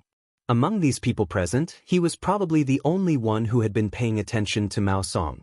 Even when he was interrogating Wang Lin, he did not miss the change of Mao Song's expression out of the corner of his eye. Because Li Tianlan made it very clear that the turning point of this matter did not lie in Wang Lin, but in Mao Song, who no one had paid serious attention to. Dongqing Wudi was originally thinking about how to shift the topic from Wang Lin to Mao Song, but he did not expect that Mao Song had already taken the initiative to speak. Dongqing Wudi was a little surprised, but he did not show it on his face. He looked at Mao Song and said calmly, "What do you know?" "I know a lot of things." Mao Song's eyes were a little hollow, but with these strange hopes. Yang Jianghu wanted to say something but did not speak in the end. He just looked at Mao Song full of warning. Dongqing Wudi nodded and said expressionlessly, "Go ahead." Ma Si, who was at the lowest level here, picked up a pen and began to make notes. Mao Song looked straight at Dongqing Wudi for a long time. He seemed to be hesitating, and finally took a deep breath and said slowly, "No, Minister Dongqing, if possible." I want to talk to you alone. Yang Jianghu moved his lips as if he wanted to say something, but in the end, he did not speak. Dongqing Wudi was silent for a while and nodded. He stood up and pointed to a small lounge next to the living room. Come with me. Minister, Mao Song is in danger now. No one can guarantee that he will not do anything extreme. Your safety. Yang Jianghu finally spoke, but he automatically shut up halfway. His expression looked a little embarrassed. In a hurry, he felt like an idiot for saying what he subconsciously said. Everyone looked at him as if he were an idiot. Worried about Dongqing Wudi's safety? It was a complete joke. In recent years, after Dongqing Wudi entered the army headquarters, his reputation had been silent in the dark world for a long time. But it was just that he was not mentioned. It did not mean that he would be forgotten. Dongqing Wudi, known as the god of massacre in Zhongzhou State, was still on the list of the top 10 contemporary experts in Zhongzhou State. He could be said to be the top figure in Jade Pool today. Mao Song could threaten his personal safety unless he was a hidden expert of the invincible realm. No, Li Tianlan was still here. The young Dong Wang sword energy was so strong that it was everywhere. Even if Mao Song was an expert of the invincible realm, it was impossible for him to threaten Dongqing Wudi. Dongqing Wudi smiled casually and said nothing. He took Mao Song directly into the small reception room next to him. The door of the reception room slowly closed, blocking everyone's sight. Sit down. Dongqing Wudi said slowly. Now he sat down on the sofa. Mao Song sat opposite Dongqing Wudi in silence, as if thinking about something. Dongqing Wudi took out a pack of cigarettes without any anxiety. After taking one out and lighting it, he pushed the pack toward Mao Song. He could see the mental pressure Mao Song was under at this time, but he could also see Mao Song's determination. In fact, from the moment Mao Song opened his mouth, the nature of this matter seemed to have been doomed. Mao Song took out a cigarette, lit it, and took big, almost greedy puffs. If nothing had happened today, he should have been smoking at this time, holding the beautiful woman of the Chen family in his arms. But now, Mao Song gave a wry smile and spat out the smoke. He looked up at Dongqing Wudi and was silent for nearly half a minute. Then he said in a low and hoarse voice, Minister, I want a chance to live. Dongqing Wudi seemed to be a little surprised, but also not surprised. He raised his eyebrows and did not speak. Mao Song held the cigarette between his fingers. Amidst the lingering smoke, his gaze became a little erratic. I've never suffered much since I was young. I was basically spoiled since I was young. My parents are ordinary workers and my family isn't considered rich, but I've never lacked anything compared to others. My childhood and adolescence were very stable, and I worked hard in college. I was admitted to the city hall, and by chance, I became Governor Chen Shi's secretary. In many people's eyes, even in my own eyes, my luck is very good. Dongqing Wudi looked silently at Mao Song, who was muttering to himself, without saying a word. I have made a lot of mistakes over the years. I like money and women, and I have done a lot of things that I shouldn't have done. Many times, I think that I am indeed a person with poor self-control. The only redeeming feature may be that I am sober and cautious enough, so I have not had an accident until today. My family, no, it can be said to be a family. My family lives well under my care. After so many years, I am used to the present life, and so is my family. I think if such a life suddenly encounters an accident, my family will not be able to live, and so will I. Minister, I want to live well, away from Jingji and even away from Zhongzhou State. His voice was low, but it was getting calmer and calmer. Dongqing Wudi looked at him for a long time, and then said with no expression, Before there is a clear result, I can't give you any promise. Mao Song laughed, and his smile was extremely sincere. Minister, I can promise you that I can give you a very satisfactory result. At this moment, his mind was extremely clear. He knew what he was doing. To be exact, he was now begging for mercy from Dongqing Wudi and Li Tianlan. They were indeed enemies to some extent. But when his own people could not care about him, begging for mercy from the enemy was the only thing he could do, and it was also the only hope for his survival. Everyone could see the strength of Emperor Dong's palace. Now, when Li Tianlan was under great pressure, Mao Song could give him enough chips to turn the tables. What he wanted was just a good life in the future. That was all. The giant group would not care about his life or death. People like Li Tianlan and Dong Qingwudi would not care about his life or death. It was just a word to let him die. It was also just a word to let him live. Mao Song suddenly had a little more confidence in the next deal. Dong Qingwudi nodded, took out another cigarette and lit it up. Go ahead. What do you know? The air in the small reception room suddenly surged quietly, stirring up the smoke in the room. The air was slightly distorted. An incomparably gorgeous black windbreaker was outlined in front of the two little by little, and gradually became clear. Mao Song suddenly stood up, and with fear and panic in his voice, he trembled and bowed his head. Your Majesty! Li Tianlan, in the black windbreaker, stood motionless, silently, and did not hide anything. Dong Qingwudi clearly felt the full sword energy under the windbreaker. The majestic sword energy outlined Li Tianlan's face, but in fact, it was just a ruthless face that had recovered some energy. Dong Qingwudi nodded to him, took a drag on his cigarette, and looked at Mao Song. Tell us everything you know. I'm not sure if the purgatory of Heaven Capital has a direct relationship with the death of the Prime Minister. Mao Song whispered. Ruthless stood silently in front of Mao Song, motionless, like a statue without the slightest vitality. Dong Qingwudi quietly hummed and waited for him to continue. If your Majesty and the minister want this result, I can testify against him. Mao Song continued.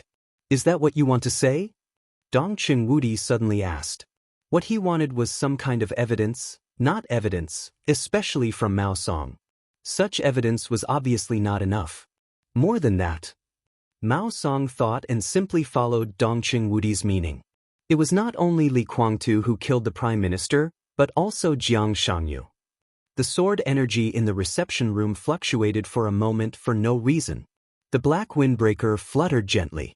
When Mao Song said Jiang Shangyu's name, Ruthless seemed to lock onto something. At this moment, it gave Dong Qingwudi a very clear thinking emotion, or it was searching for something. Jiang Shangyu. Dong Qingwudi murmured to himself and narrowed his eyes.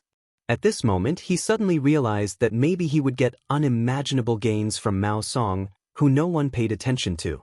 Dong Qingwudi took the initiative to hand Mao Song a cigarette and said flatly, Go on. What I can be sure of at present is that the death of Governor Qin Shi is directly related to Jiang Shangyu, and I can show evidence. What evidence?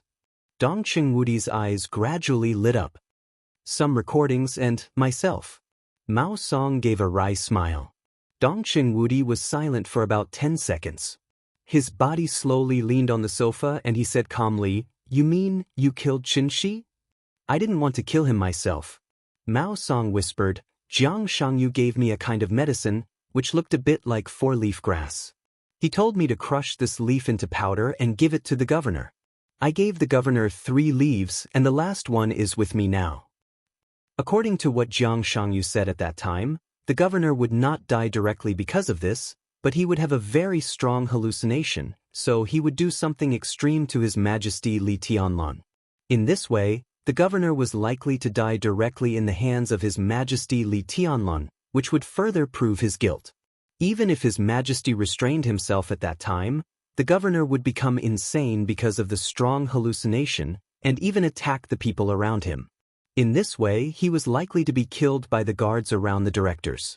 In the autopsy report after his death, it was easy to give the conclusion that the governor had been hypnotized at that time. Then, Jiang Shangyu would expose the fact that Patriarch Qin Weibai was good at hypnosis in the spiritual domain, which would not only put more pressure on His Majesty, but also drag the Lin clan into trouble. He said numbly, and at the same time he took out a small green leaf from his pocket. The leaf was in a transparent fresh-keeping bag. Mao Song put the leaf in front of Dong Qingwudi and whispered, Jiang Shangyu gave it to me, and so did the fresh-keeping bag. There should be his fingerprints on it. Dong Qingwudi, whose heart was in turmoil, restrained his expression and just asked, In addition to the possible fingerprints, what other evidence do you have? Recording. There is a USB flash drive in my room, hidden under the bed and glued to the bedboard. It should not have been destroyed. A black shadow instantly separated from Wu Qing's body and rushed out of the reception room. Mao Song merely blinked his eyes and the black silhouette once again merged with Wu Qing. A black USB flash drive appeared on the coffee table, still spinning and shaking slightly. Dongqing Wudi and Mao Song's eyes fell on the USB flash drive at the same time. Mao Song was stunned for a moment, nodded slightly and whispered, "That's it." There was no equipment to play the recording in the reception room, so Dongqing Wudi carefully put away the USB flash drive. "How did Jiang Shangyu get in touch with you?" Dongqing Wudi asked. "Through the shade." Mao Song told him everything he knew, and every word was true. What he said was the truth, so it was particularly logical. The shade is in the Phoenix Pavilion, codenamed Red Snow. Dongqing Wudi was a little confused and asked, "What is the Phoenix Pavilion? Who is Red Snow?" The Phoenix Pavilion is a secret organization of Kunlun City. Mao Song laughed in a low voice. It is also the core organization of Kunlun City. I don't know how long this organization has been established, but it is certain that the existence of this organization weaves an unimaginable network for Kunlun City. The members of the Phoenix Pavilion are all different women and men of various styles. The members are very mixed, which means that the coverage is very wide. University belles, teachers, policemen of Zhongzhou State, female officials, young women from rich families, daughters of rich families. Oh, there are all kinds of people in it. I can roughly understand some of the operating processes of the Phoenix Pavilion. There are 4 very important departments inside the Phoenix Pavilion. One is called the Observation Office, one is called the Analysis Office, and one is called the Executive Board. The last one is the Training Department. The Observation Office is the peripheral force of the Phoenix Pavilion, scattered in various places, regions, and industries in Zhongzhou State. Most of them have their own jobs to disguise. Their most important task is to target some talents with sensitive identities, great value, and amazing potential, including but not limited to high officials, rising stars, financial tycoons, and so on. The Observation Office will regularly make a list, summarize it annually, and then delete some that are not so reasonable. After finalizing a final list, it will be submitted to Kunlun City. This list will be transferred to the Analysis Office. The Analysis Office can combine the intelligence of Kunlun City to deeply analyze the role each candidate can play at present, the height he may reach in the future, the resources he controls, and so on. It is impossible for the Observation Office to get the intelligence of Kunlun City. Relying on this intelligence, the Analysis Office simplifies the list provided by the Observation Office and forms the final list. The final list will be transferred to the Executive Board, which is mostly made up of the elites of various special operations bureaus in Zhongzhou State. They will conduct the most detailed investigation on everyone on the list, such as their character, taste, hobbies, schedule, ideals, marital status, family relationship, and the opposite sex they like. They can even investigate their previous friends of the opposite sex and their current wives or husbands, understand the reason for their breakup, understand the couple's conflicts in their current lives, and so on. All the details are within the scope of the Executive Board's investigation, even down to what brand of toilet paper they like. The Executive Board will eventually produce a detailed investigation report and transfer it to the Training Department. Based on the investigation report, the Training Department will screen candidates in the Phoenix Pavilion who meet the target's taste. For example, Mao Song paused and then smiled with some complexity. For example, me. I like to be quiet and reserved. It's best if she has an oval face, long hair, big eyes, a pair of slender, beautiful legs, good personal culture, has received higher education, loves music and classical dance, and is 1.7 to 1.75 meters tall with a decent job. The Observation Office will put my name on the observation list and send it to Kunlun City in the summary. Kunlun City will hand over the list to the Analysis Office. My name will be confirmed after combining various analyses. Then the Executive Board will use various ways to learn all kinds of information about me, and finally form an investigation report and send it to the training department of Phoenix Pavilion. The training department will select suitable candidates from various groups in the Phoenix Pavilion. My preference is relatively simple and easy to satisfy. But if the opposite sex I dream of doesn't exist in the Phoenix Pavilion today, then the investigation report about me will be transferred to the observation office again, and the observation office will start to mobilize resources, such as the police department and the resources of various special operations bureaus, to find and lock the target for me all over the country and even the world. After the target is locked, it will be transferred to the executive board again, which will make a detailed action plan. It will use various means to get the target to the Phoenix Pavilion, and then join the training department for special training and brainwashing for a long time. When the other party's training and brainwashing are all qualified, the trainee will be transferred to the executive board again, and the people of the executive board will arrange various accidents and occasions to let her appear by my side smoothly. Such a candidate will basically be the lover I dream of. There is almost no error. Her existence perfectly matches all my fantasies about the opposite sex. She targets my weakness and makes me almost unable to resist. I will completely fall for her in a very short time. In this way, I will have a chess piece of Kunlun City by my side.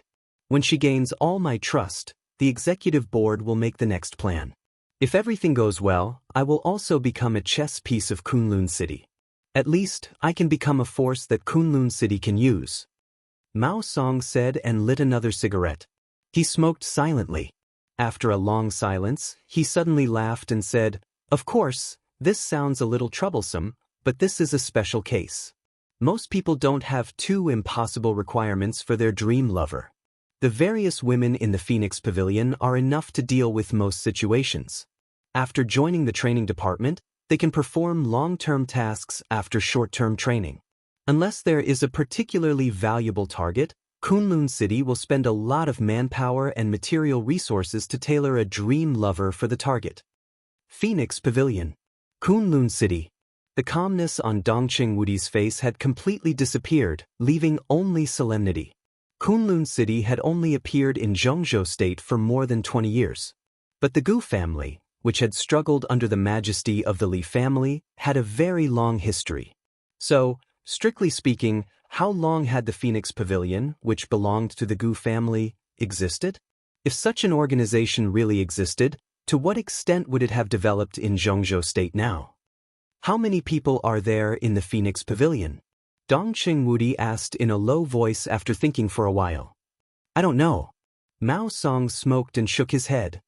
There shouldn't be many formal members who are in a state of no task. Most of them have formal and long-term tasks. But what is certain is that, in addition to those departments, there are at least 6 large groups in the Phoenix Pavilion.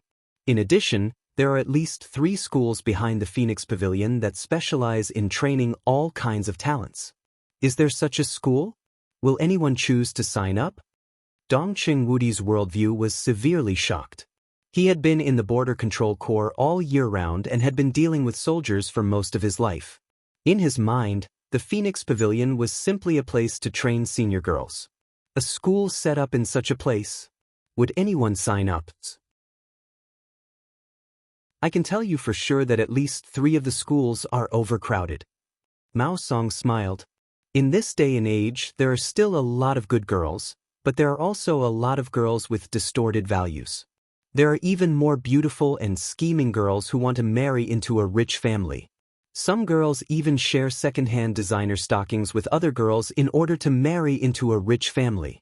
In order to get in and out of various so-called high-end occasions, they would rather squeeze dozens of people into a luxury hotel suite just to take a selfie to pretend to be a so-called socialite. In a high-end restaurant, more than 10 people have to pay for a cake together. They take turns to take photos, and they have to be slapped for every bite. Oh, humble and pitiful things. Compared with them, the Phoenix Pavilion can be said to be a paradise. At least the people in the Phoenix Pavilion, although the mission they undertake is contemptible, at least they are like human beings. As long as they can walk out of the Phoenix Pavilion, it means that they can definitely appear beside some big shot. As long as they work hard, they don't lack money or power.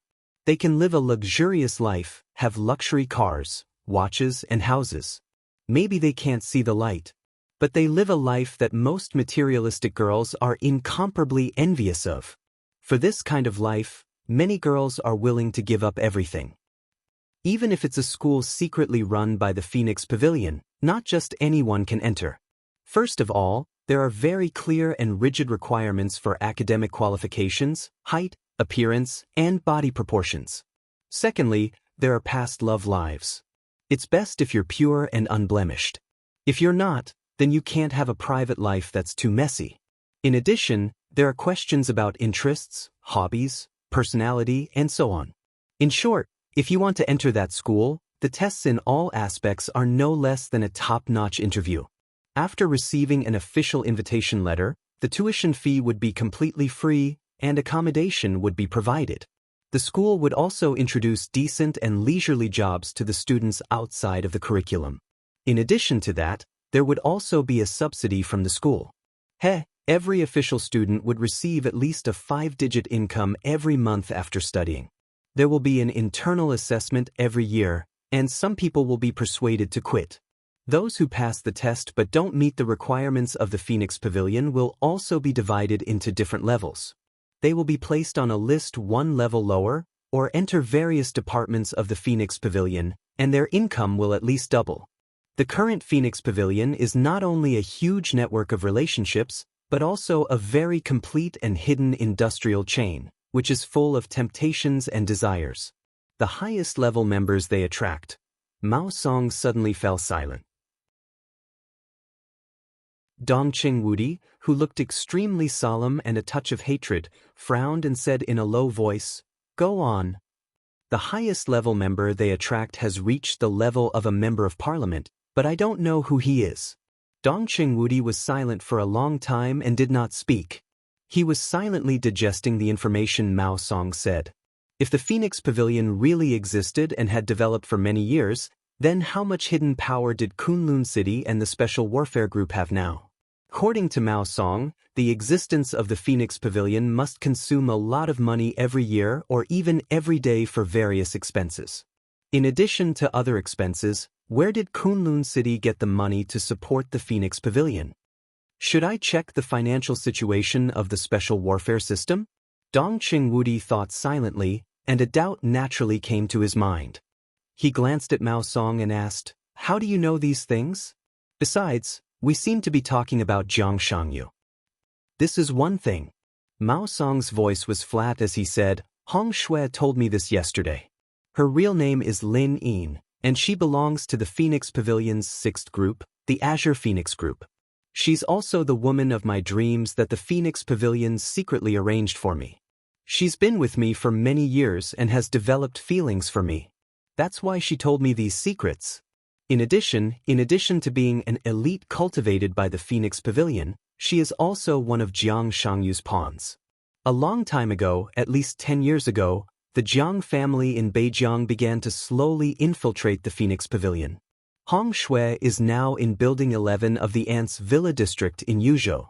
The minister can send someone to bring her here for evidence now. In addition, Hong Shui's immediate boss, Lu Dongyue, the leader of the Green Phoenix Group, is now in Nanyun Province.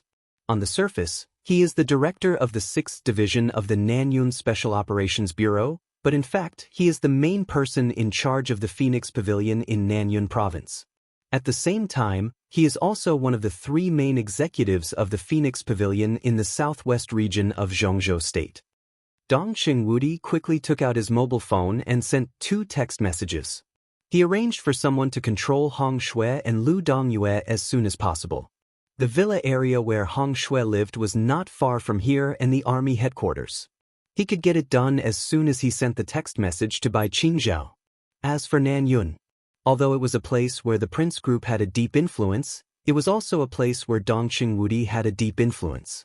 More than 100,000 troops of the Blood Battalion of the Border Control Corps had always been stationed there. If necessary, as long as Dong Qingwudi gave the order, more than 100,000 troops would be enough to surround the Special Operations Bureau of Nanyun Province in the shortest time. After doing all this, Dongqing Wudi subconsciously raised his head and glanced at Wu Qing.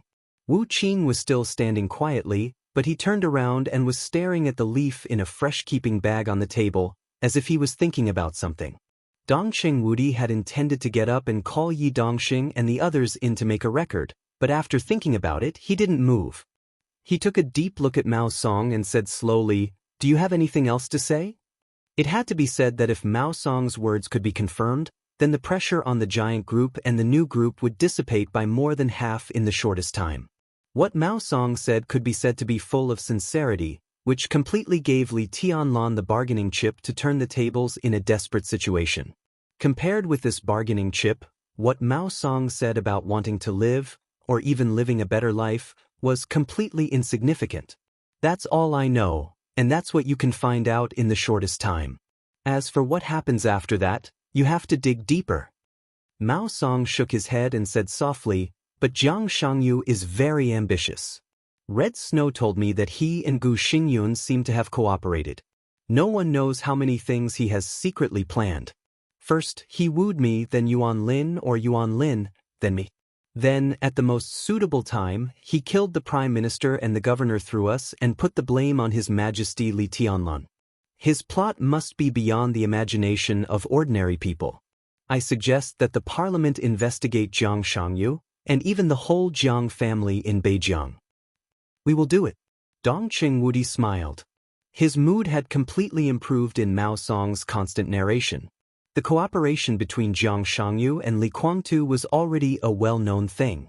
In the decisive battle in Beihai, the two of them advanced and retreated together could fully explain the problem. And from Mao Song, he got the news that Gu Xingyun and Jiang Shangyu cooperated. That was to say, Gu Xingyun, Li Guangtu, and Jiang Shangyu, the three of them actually got together? If it was in normal times, it would undoubtedly be a very serious matter, especially for Li Tianlan. But now, with Mao Song's confession, his clue suddenly connected Gu Xingyun, Jiang Shangyu, and Li Guangtu. The Phoenix Pavilion was a ghastly sight. The insidious and cunning Jiang Shangyu. The patient and dormant Li Guangtu. The storm was about to rise in Zhongzhou State. When the storm ended, what would the former Kunlun city and the former purgatory of Heaven capital look like? And what kind of height would the rising new group and Emperor Dong's palace reach in this storm?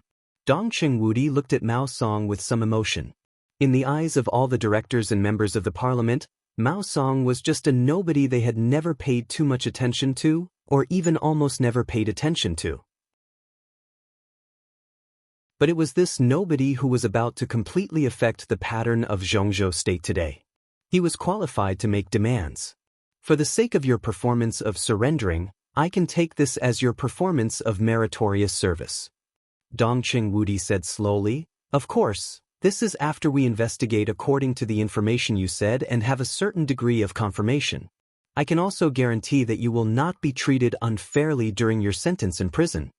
Surrender? Service sentence? Mao Song's face suddenly changed and became extremely pale and desperate.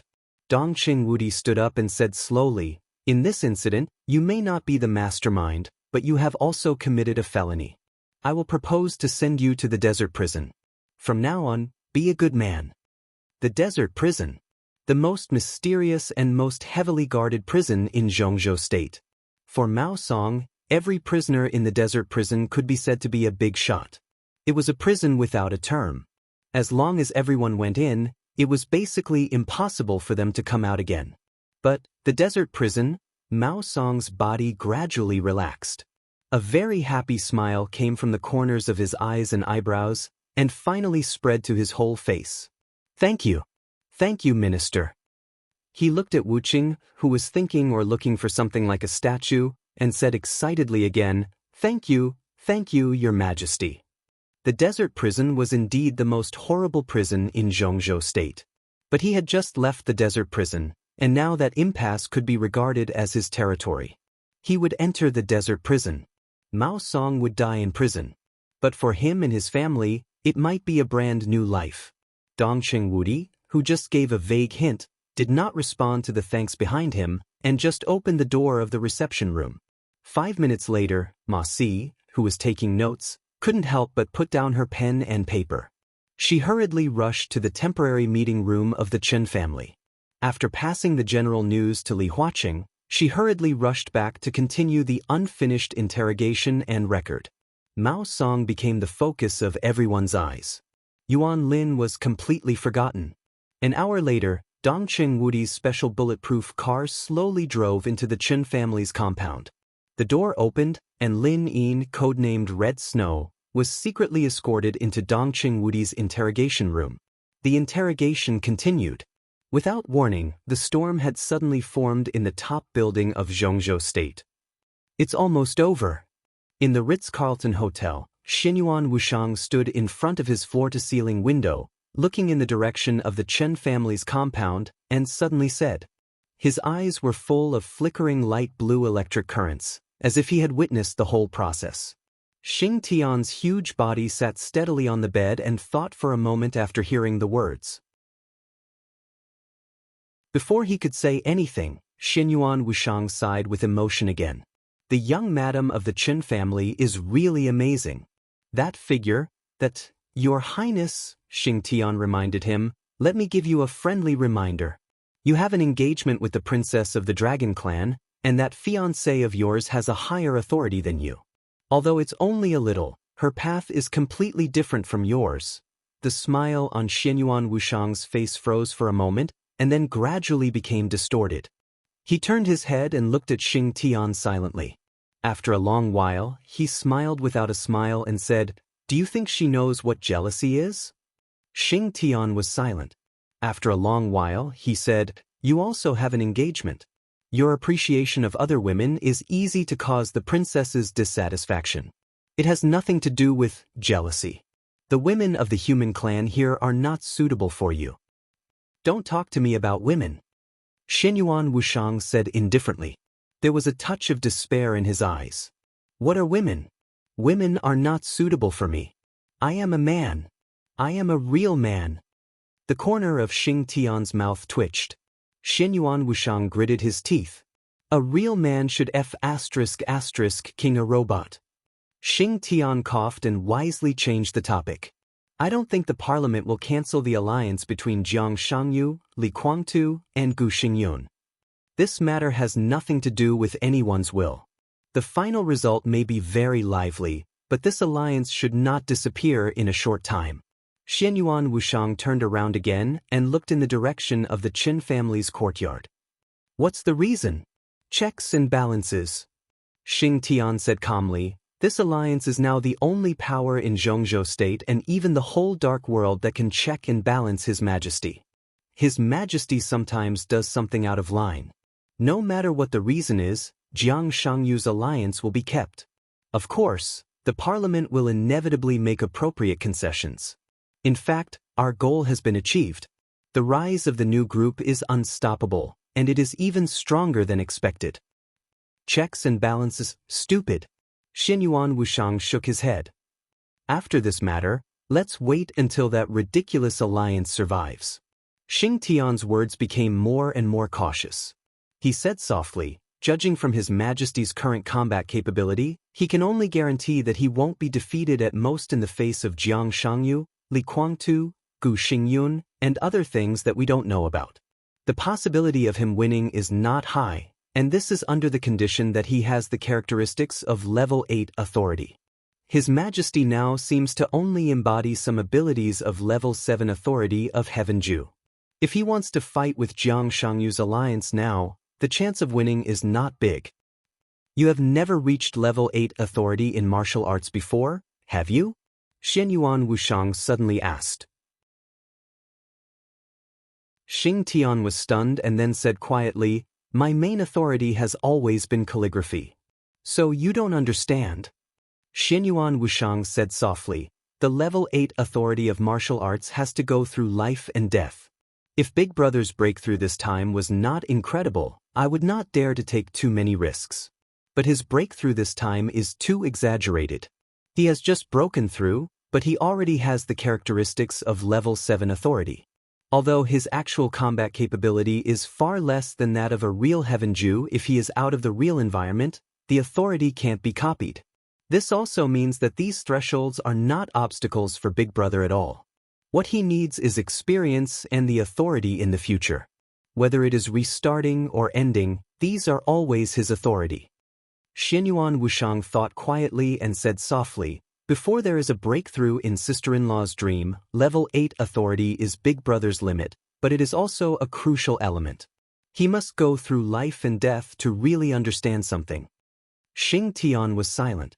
He could roughly determine the current direction of Jiang Shangyu, and from the leaf that Mao Song took out, he could roughly understand Jiang Shangyu's surrounding environment. Now he might still be in Miracle City, but the place where he was already equivalent to the Chaos Camp or the Shadow Camp. In such an environment, Xianyuan Wushang and Xing Tian would expose themselves as soon as they took action. It was difficult for them to even get close to the forest, let alone follow Li Tianlan to that forest. When they were not sure what the state of the shadow creature behind Jiang Shangyu was, they did not dare to rashly describe it, otherwise, they might even hurt Li Tianlan. The parliament had already investigated the problem. With Li Tianlan's temper, since he knew the existence of Jiang Shangyu, it was impossible for him to pretend that this thing had not happened. His character was not destined to let him swallow this anger. And the reality would also make him try his best. Even Xing Tian knew that Li Huaqing and others would not give up the Jiang Shangyu alliance, the only chess piece that could balance Li Tianlan. How could Li Tianlan himself not know? However, in the face of the evidence given by Mao Song, it was really not so easy to make a decision to protect the Jiang Shangyu alliance. The parliament needed to discuss, play, and discuss. And before the official result appeared, it would also be when Li Tianlan could unscrupulously retaliate against the Jiang Shangyu alliance. Time was very limited. When the parliament made a decision, many things would not be easy to change. Li Tianlan either accepted the compensation and reached a new balance with the major groups in Zhongzhou state, or, no, there was no other choice. This was his only choice. Now all aspects need time. Xianyuan Wushang whispered, it depends on who can seize the opportunity first. In the past decades, Li Shi's life finally ushered in a very rare period of peace. Her short-term life in Emperor Dong's palace was stable and leisurely. As the third deputy palace master of Emperor Dong's palace, her injury was no longer a problem after being treated by Xianyuan Wushang, so she naturally became the strongest of the three deputy palace masters. However, unlike Situzangyue and Saint, she had nothing to manage in Emperor Dong's palace. The position of deputy palace master seemed more like an idle position when there was nothing to do. Li Tianlan gave her a piece of land in front of a garden villa in Emperor Dong's palace. After Li Shi and Li Qingqing lived here, they rarely left. Li Shi stayed in the villa most of the time. The only request she made was to ask the elites of Emperor Dong's palace to buy some books. A cup of tea and a book in her hand seemed to be able to easily pass the day. Li Qingqing occasionally walked in Emperor Dong's palace, but most of the time she accompanied her mother or took care of the flowers and plants in front of the villa. There were no maids, gardeners, or cooks in the villa. Occasionally, there were logistics personnel who delivered meals to the mother and daughter. But more often, the mother and daughter went out to buy some simple vegetables and cooked by themselves. They lived in Emperor Dong's palace in this way. They did not integrate into Emperor Dong's palace, but they did not tidy up either. It seemed that they lived in peace and isolation. Qingqing, is this kind of life what you want? In the gradually darkening night, the exquisitely decorated villa turned on the lights. After dinner, the mother and daughter were washing the dishes in the kitchen. Feeling the cool and clear water droplets falling on their hands, Li Shi suddenly turned to look at her daughter and asked. Li Qingqing looked at Li Shi with some doubts, and then lowered her head to wash the dishes. She stood straight, lowered her head, and blinked her eyelashes, looking focused and docile. It's actually very good. It's very quiet and relaxed. No one forces me to attend classes and receive training, no one urges me to practice martial arts, and no one teaches me some talents that I don't like. A very happy smile appeared on Li Qingqing's beautiful face. I haven't meditated for several days. I suddenly feel very safe here. It seems that the past is in the past. Yes, it's all in the past. Li Shi was silent for a while, and then murmured to herself as if she was sleep-talking. She looked at her daughter, who was smiling, and whispered, "But your life is not normal in the eyes of your peers. Maybe you should go shopping, buy some new clothes, and even wait for Tiannan University to be established. You can go to school, make a boyfriend, get married, and start a family, instead of staying at home by yourself every day like me. If this goes on, the whole person will become more and more isolated." "It's not me." Li Qingcheng chuckled. "I still have you, and you also have me. Mom, do you know what I've been thinking these days? This is this villa, just like our small world. We can live as we want. We can go out to buy the food we like, read the books we like, and be in a daze. We don't have to worry about etiquette. When we laugh, we don't have to worry about how many teeth we show. We don't need to worry about whether our sitting posture is correct or not, and we don't need to worry about whether our movements are elegant. All the constraints are gone, and we are very free. And you are still by my side. This is very good. This is enough. I like it here." As she spoke, Li Qingcheng suddenly frowned and continued, "It would be better if that nasty guy didn't come to harass us. Mom, I'll talk to my brother-in-law. He will intervene in this matter, right?" She seemed to think of something interesting. She chuckled and said, "He won't. Even if he will, I won't agree. In your eyes, he may be a nuisance, but I welcome him to be a guest here. Well, how about you invite him to have lunch at home tomorrow?" "I won't go." Li Qingcheng frowned and protested softly. There was a sudden knock on the door, interrupting him. Li Qingcheng hesitated and stood still for a while. "The nasty guy is here. Why don't you open the door?" Li Shi's smile was soft and gentle. Li Qingcheng gently bit her lower lip, walked slowly to the door, and opened the door. Outside the door stood an object covered with all kinds of snacks and gift boxes. His slender figure was almost completely covered by all kinds of snacks and gift boxes, and even his face could not be seen. Many things were controlled by him with sword intent, suspended in the air. Only a pair of eyes leaked out from the gap of the gift box, bright and gentle. "Qingcheng, I bought you some snacks. These are all the snacks you ate a few days ago and thought they tasted good. I noticed that you ate more of these snacks. You should like them very much, right? Oh, there are some new kinds. You can try them.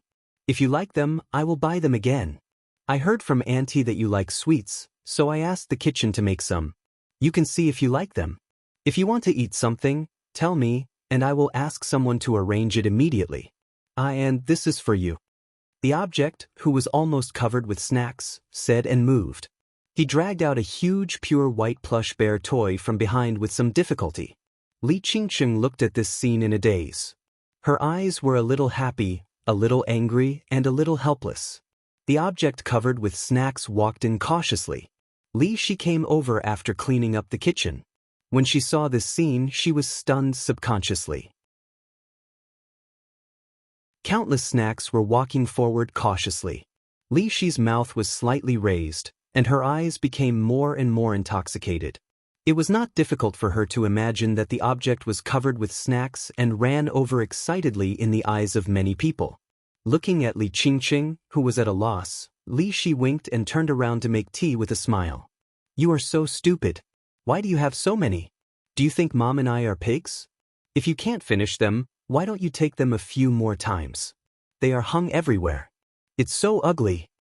Li Qingcheng hurriedly picked up the snacks on his body, but her eyes were a little bright. She had never had such an experience before. The other party stood there motionlessly, giving Li Qingcheng the feeling that he was a tree full of snacks. She could pick whatever she wanted to eat from outside. Now that she was picking up a pile of snacks, she felt a sense of joy as if she had harvested a harvest. Sure enough, after the snacks covered the guy's body and face, he became much more pleasing to the eye. The gifts were carefully taken down by Li Qingcheng little by little. Lin Youxian's handsome face and gentle smile appeared in front of Li Shi. Li Qingcheng's face turned red for no reason, and then she became a little angry. She repeated again, "Stupid. It's okay to be stupid. It's better to take more at one time than to run back and forth." Lin Youxian looked at Li Qingcheng with a smile. "Don't come if you think it's troublesome. Mom and I are willing to be quiet." Li Shi snorted softly. She resisted verbally, but she seemed to be used to taking a pair of men's slippers from the shoe cabinet. It seemed that, probably, she was really used to it, a little bit. Li Qingcheng looked at the slippers she threw on the ground and was a little dazed. The mother and daughter had not been in Emperor Dong's palace for a long time, but the guy in front of them appeared too frequently. In the first 2 days, it was better. Later, as their injuries recovered, as long as Lin Yuxian was still in Emperor Dong's palace, he almost came here as soon as he had time. He came here as soon as he had time. He had nothing to do at all. In the beginning, when he couldn't get the treatment of entering the house, he stood outside the door and talked. Or when Li Qingcheng happened to be outside, he would look at the flowers and plants with her. Or he would bring some snacks, desserts, handmade toys, or ask her out for dinner and a movie.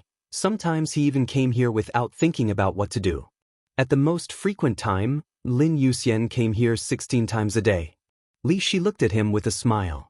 Li Qingcheng, who had never experienced this situation, almost collapsed. As he came here day by day, Li Qingcheng finally allowed him to enter the house for a cup of tea. The next day, when she went shopping with her mother in the supermarket, her mother took a pair of men's slippers. She was confused, but Li Qingcheng did not object. Then this pair of shoes became exclusive to Lin Yuxian. I don't think it's troublesome. I mean, I can save the time of running back and see you more. Lin Yuxian's voice was as gentle as the wind. He picked up the big white bear sitting on his leg and handed it to Li Qingcheng. He smiled and said, "It's for you. Don't talk nonsense." Li Qingcheng glared at Lin Yuxian and wanted to refuse the gift. But for her, who had almost no childhood since she was a child, the big white bear in front of her was so cute. She hesitated, took it, and said thank you in a low voice. Lin Yuxian did not speak, but looked at her softly. There seemed to be thousands of words in his eyes. The girl who had been stabbed by him in Huading. This girl was always in his mind but could only be suppressed in the bottom of his heart. Lin Yuxian had to admit that when he knew that she would live in Emperor Dong's palace in the future, in addition to astonishment, there was only endless ecstasy in his heart. This was the goddess and angel that he was willing to protect for a lifetime. The goddess and angel that could only belong to him. "Do you want to go to the movies?" Lin Yuxian said softly. "Recently, a new cartoon has been released. It's very good. Do you want to go together?" Li Qingcheng hesitated and shook her head. "No, I'll accompany my mother."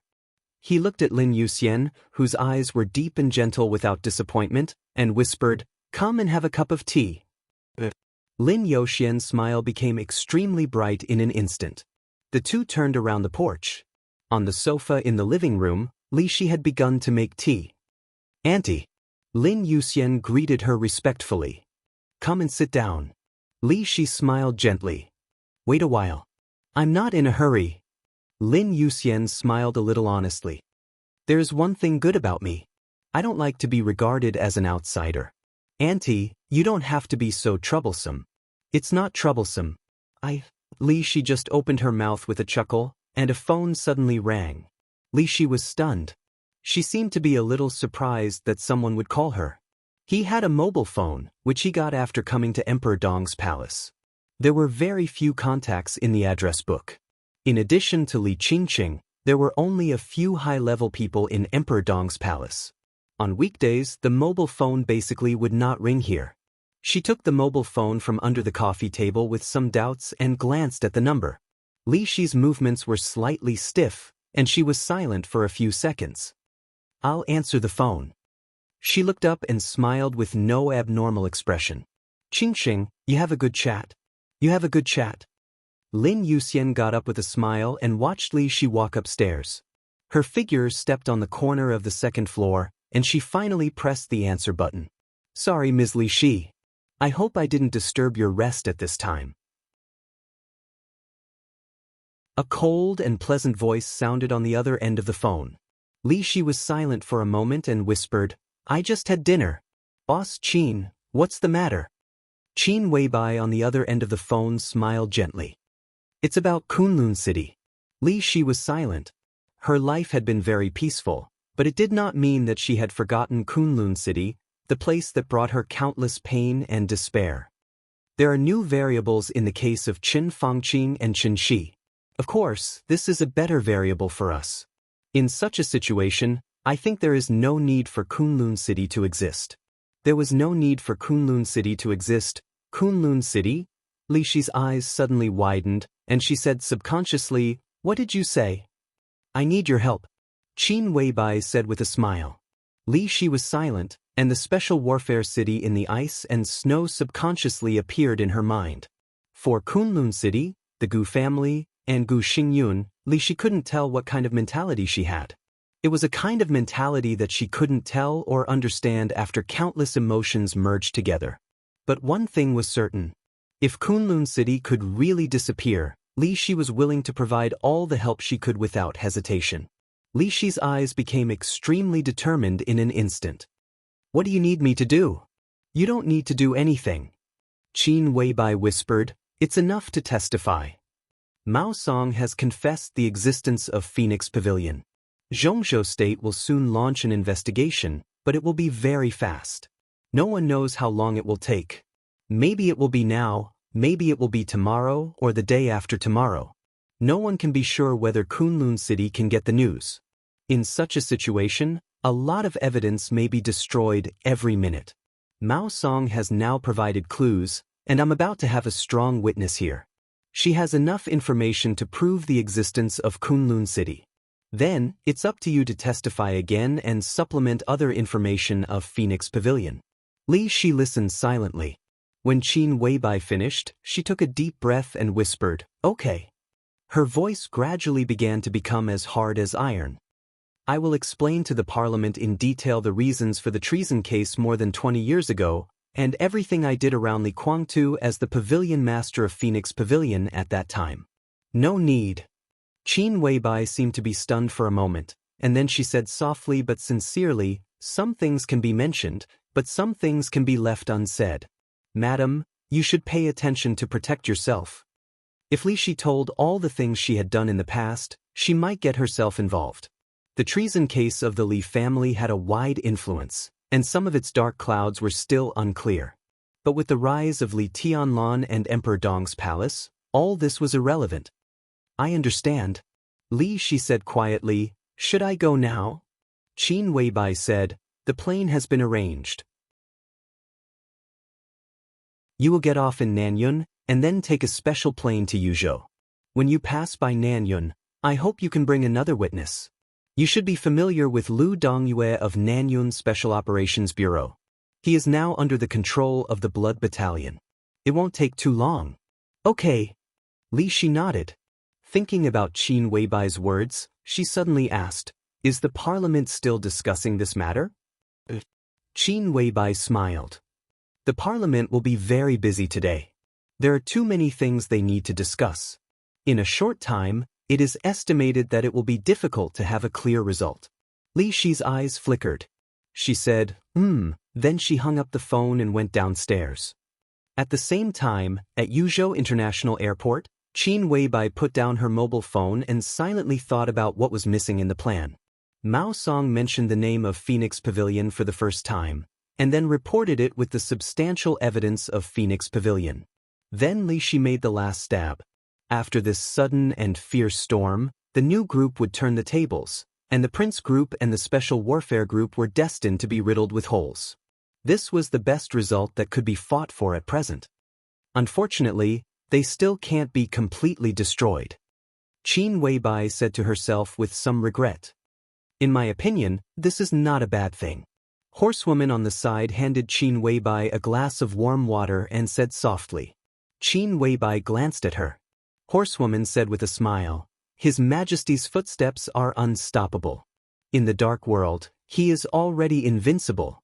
As long as he is given time, Kunlun City, Jiang Shangyu, Li Kuangtu, Wang Xingxiao, and even Wang Tianzong will not be his opponents.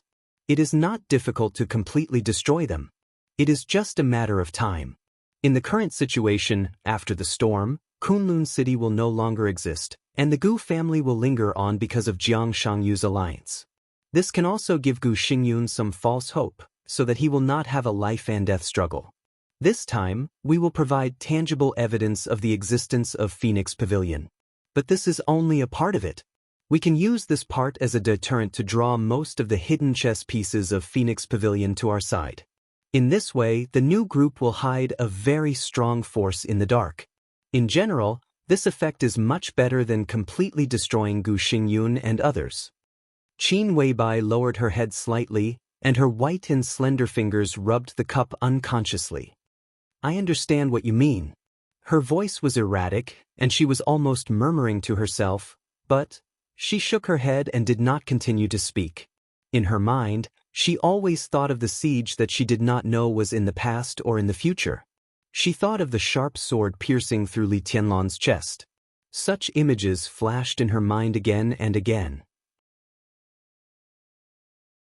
If Gu Xingyun, Li Guangtu, and others did not die, she would always feel a little uneasy. Qin Weibai shook her head hard and looked out of the window. In the bustling exit of the airport, a girl, who looked 11 or 12 years old or 13 or 14 years old, as beautiful as an elf and an angel, walked out alone, pulling a delicate small suitcase under everyone's gaze. Her small figure walked in the crowd without the slightest loneliness or fear. Instead, there was a kind of indescribable spirit in her. Qin Weibai smiled, opened the door, got out, and waved to the girl. The girl's eyes lit up. She trotted over quickly, handed the suitcase to Horsewoman, and then reached out to hug Qin Weibai's waist. Sister, Qin Weibai said yes, lowered her head, and touched the girl's head. She whispered, "Is everything ready?" The girl nodded gently, and subconsciously glanced at the delicate suitcase in Horsewoman's hand. The suitcase was very light. Because there was only some simple information in it, and there was not even a change of clothes. Those seemingly simple information were all sharp swords against Kunlun City, which were the sharpness that had been hidden for many years. Qin Weibai unconsciously stroked Gu Xianyan's hair, but her eyes quietly looked in the direction of the Qin family's courtyard. The sword light suddenly rose. The storm fell.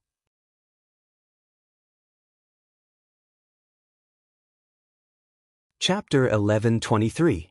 When Ma Si entered the temporary conference room in the backyard of the Qin family for the fourth time, the atmosphere in the conference room was almost frozen.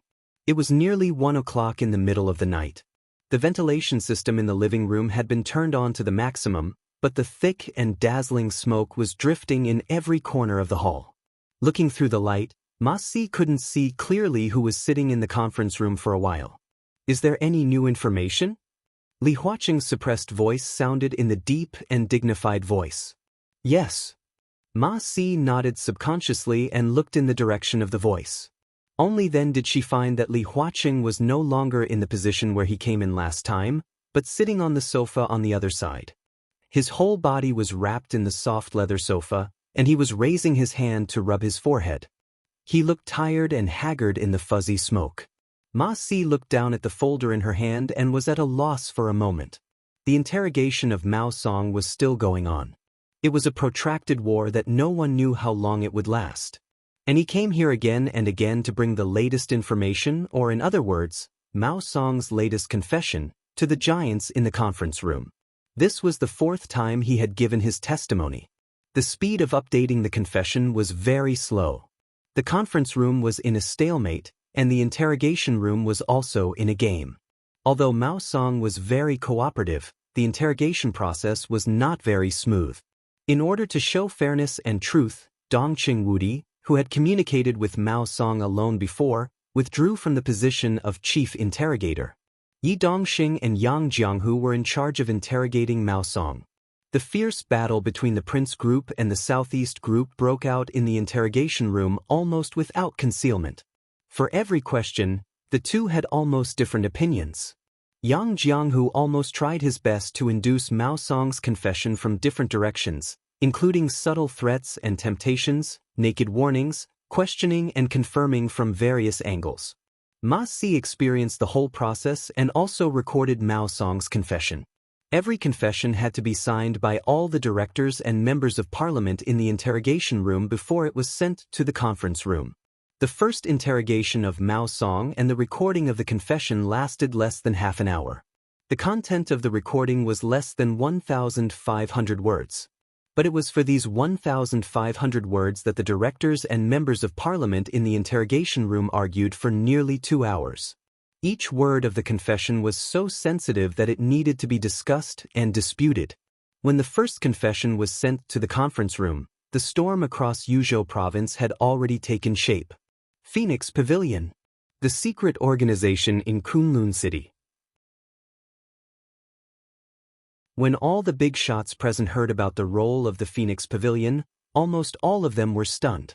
It was not uncommon for them to use women as weapons in the trials and tribulations they had experienced.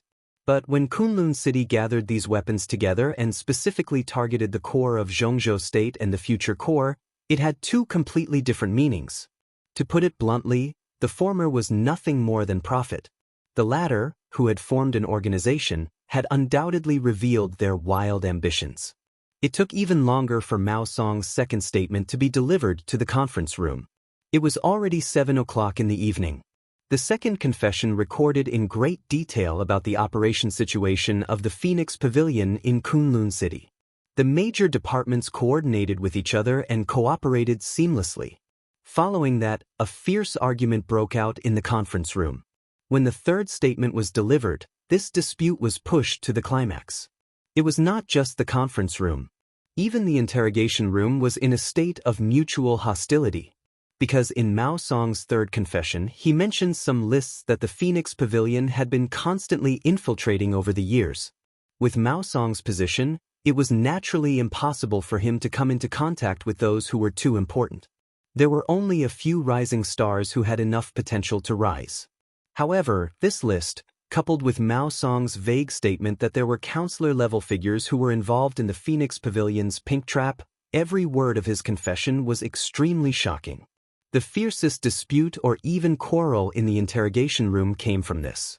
A counselor giant became the prey of the Phoenix Pavilion. Regarding this, Mao Song did not produce substantial evidence. He just affirmed this point, but could not determine which counselor it was. When Ma Si recorded Mao Song's testimony, Yang Jianghu was the first to express a clear objection. He bluntly said that Mao Song's testimony was ridiculous and not credible. Yi Dongxing insisted on seeking truth from facts. He recorded this point and conveyed it to the conference room. His point of view was also very simple. Perhaps Mao Song's testimony was not credible, but this was not a reason not to record it. The truth of the matter needed to be investigated and distinguished by the big shots in the conference room. To hide some clues that could cause serious consequences here was, to a certain extent, irresponsible. The two counselors argued in the interrogation room for nearly half an hour, and neither of them could convince the other. In the end, Dongqing Wudi personally made the decision, took notes as usual, and conveyed the complete version of the confession to the conference room. The moment Dongqing Wudi made the decision, Ma Si noticed that Yang Jianghu's face suddenly became extremely cold, and there was even a touch of cruel cold light in his eyes. Now, Ma Si knocked on the door of the conference room again, holding the fourth confession in his hand. The fourth confession was the final interrogation of Mao Song, as well as another interrogation of Lin Yin. The combination of the two confessions proved the authenticity of what Mao Song said. In Lin Yin's confession, the other party provided a school affiliated with Phoenix Pavilion, located in the suburbs of Huading, and the things recorded in it were even more absurd and amazing. Mao Song walked to Li Huaqing with heavy steps and handed the information in his hand to Li Huaqing. His eyes were a little unfocused. As Li Huaqing's secretary, he knew very well that the 4 consecutive confessions were not what Li Huaqing wanted to see. If Yang Jianghu was the only one in the interrogation room, it would be impossible to have such a long argument. Several counselors from the standpoint of the academy also quietly supported Yang Jianghu's point of view. The Southeast Group and the Giant Group, however, tacitly formed some cooperation again in the interrogation. This was probably Wen Siyuan. The Southeast Group, which had gone all out to suppress the new group a few days ago, seemed to see the opportunity to let Wen Siyuan enter the cabinet again. This year, Zhongzhou State was really full of ups and downs. Send it out. Li Huaqing waved his hand, pulled out a piece of paper from the materials, and waved his hand wearily. The interrogation room had already made several copies of the confessions according to the number of people in the conference room, ensuring that everyone here had a copy. Ma Si walked around the conference room and handed out the information to every big shot. When he sent them to Li Tianlan, he paid special attention to Li Tianlan's expression. Li Tianlan took the materials with no expression on his face and looked at them quietly, without any attitude. The conference room became quieter and quieter, leaving only the sound of the counselors shaking the materials in their hands. Gradually, the shaking sound of the materials stopped. The conference room became completely silent, like a graveyard. Everyone, talk about your opinions. In the extreme silence, Li Huaqing slowly opened his mouth. His voice was still steady and dignified. But at this moment, when his voice fell into the ears of others, they always felt that Li Huaqing's voice seemed to be missing something.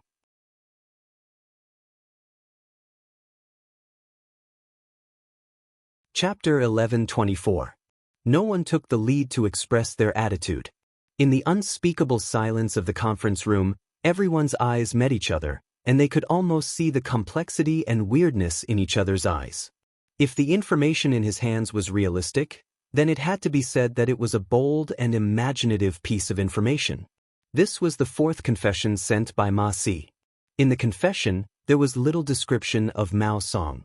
Instead, it was a large piece of information about Lin Yin's relationship with Phoenix Pavilion and the schools affiliated with Phoenix Pavilion. Lin Yin graduated from an art school called Ethereal in Huading 6 years ago. There were very few people in Huading who had heard of this art school. The specific address of the school was located in a closed office building in the suburbs, which was not listed or rented. It was extremely private. The lower 5 floors of the office building were all disguised as Kunlun City properties, and the 5th to the 12th floor was the threshold of the Ethereal Art School. Lin Yin introduced the threshold of the Ethereal Art School in great detail. First of all, they had to at least graduate from a key university in Zhengzhou State. There was no upper limit. Those who had excellent performance in school could enter the preparatory class in advance after passing various assessments. Second was age. The age of the preparatory class was 19 to 23 years old. The age of the official students was 23 to 29 years old. They had to have strong professionalism and a certain degree of work experience. They had to be more than 1.65 meters tall, have strict body measurements, be able to use at least one foreign language for unobstructed communication, have a standard of Mandarin, have a delicate appearance, good temperament, relatively simple love life, virgins preferred, rich hobbies and proficient specialties, a lot of things. There were more than 20 prerequisites for admission alone. And it was worth noting that these were only the admission conditions. In other words, people who met these conditions could submit an application for admission, but they might not be approved. Even Li Tianlan sighed with emotion when he saw these so-called conditions. Kunlun City was playing big and fancy.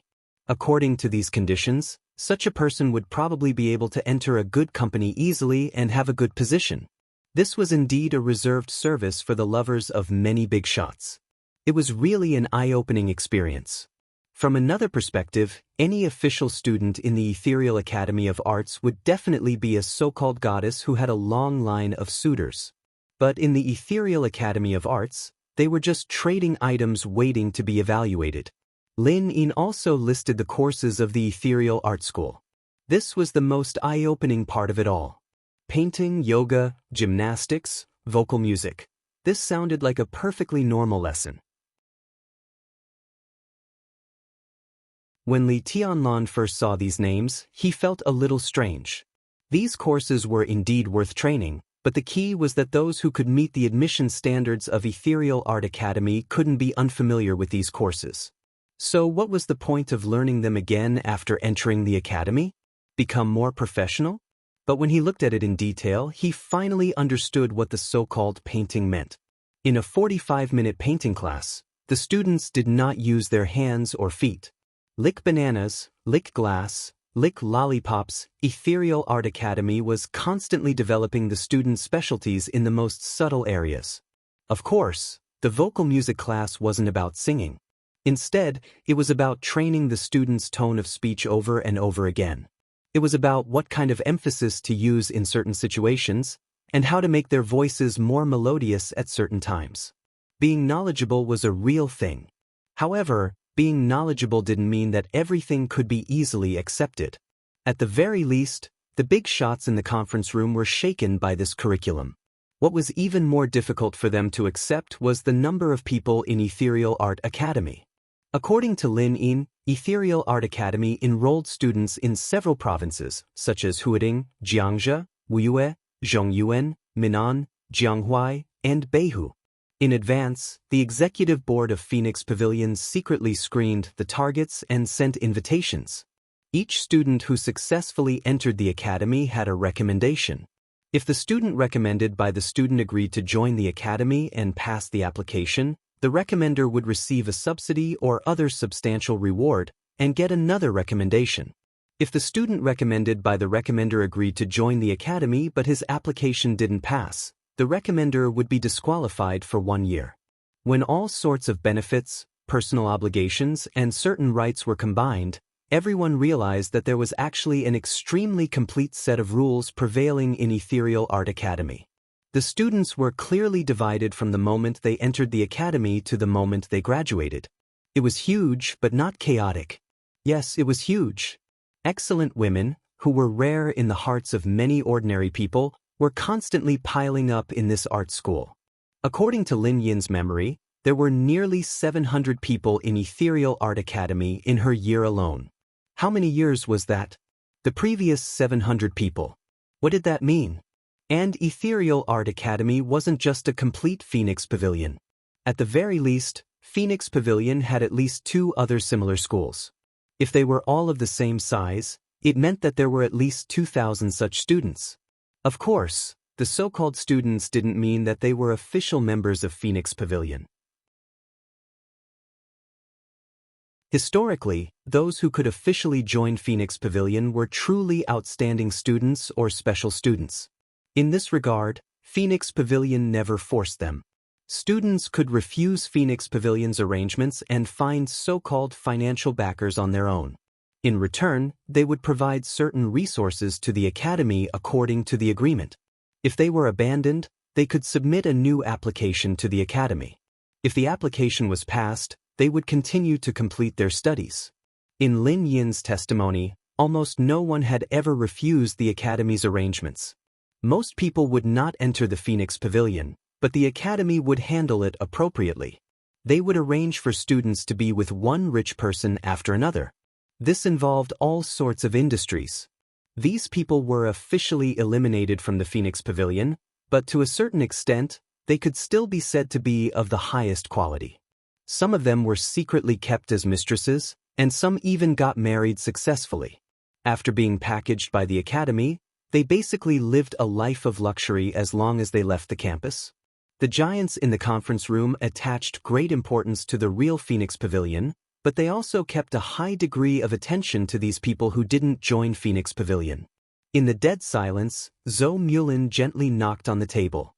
The subtle sound became extremely harsh in the conference room. His voice was a little low, and he said slowly, "This is no longer a problem of Kunlun City. To put it more broadly, this is an extremely serious problem of intelligence. I propose that we thoroughly investigate all the problems of Kunlun City. At the same time, we immediately send people to block Ethereal Art Academy in Huading and revoke Gu Xingyun's position as the guardian of Zhongzhou State. In addition, we should strictly examine the financial problems of Kunlun City and suspend all high-level officials of Kunlun City." Everyone was shocked. Guo Wenyan opened his mouth and seemed to want to say something. Zhou Mulin took a meaningful look at everyone present and said softly, "Everyone, no matter from the perspective of the complex internal problems of Kunlun City or Gu Xingyun's personal problems, he is not qualified to be the guardian of Zhongzhou State. We didn't have a choice before, but now, I think we already have a more suitable candidate than Gu Xingyun. He is younger than Gu Xingyun, and no one can doubt his combat capability. His position is also far firmer than Gu Xingyun's. In the long time to come, I think it's the most responsible thing for him to do." You're tuning in to the Wang Lin's Journey YouTube channel. Don't forget to subscribe and join us on this journey to catch the most captivating stories.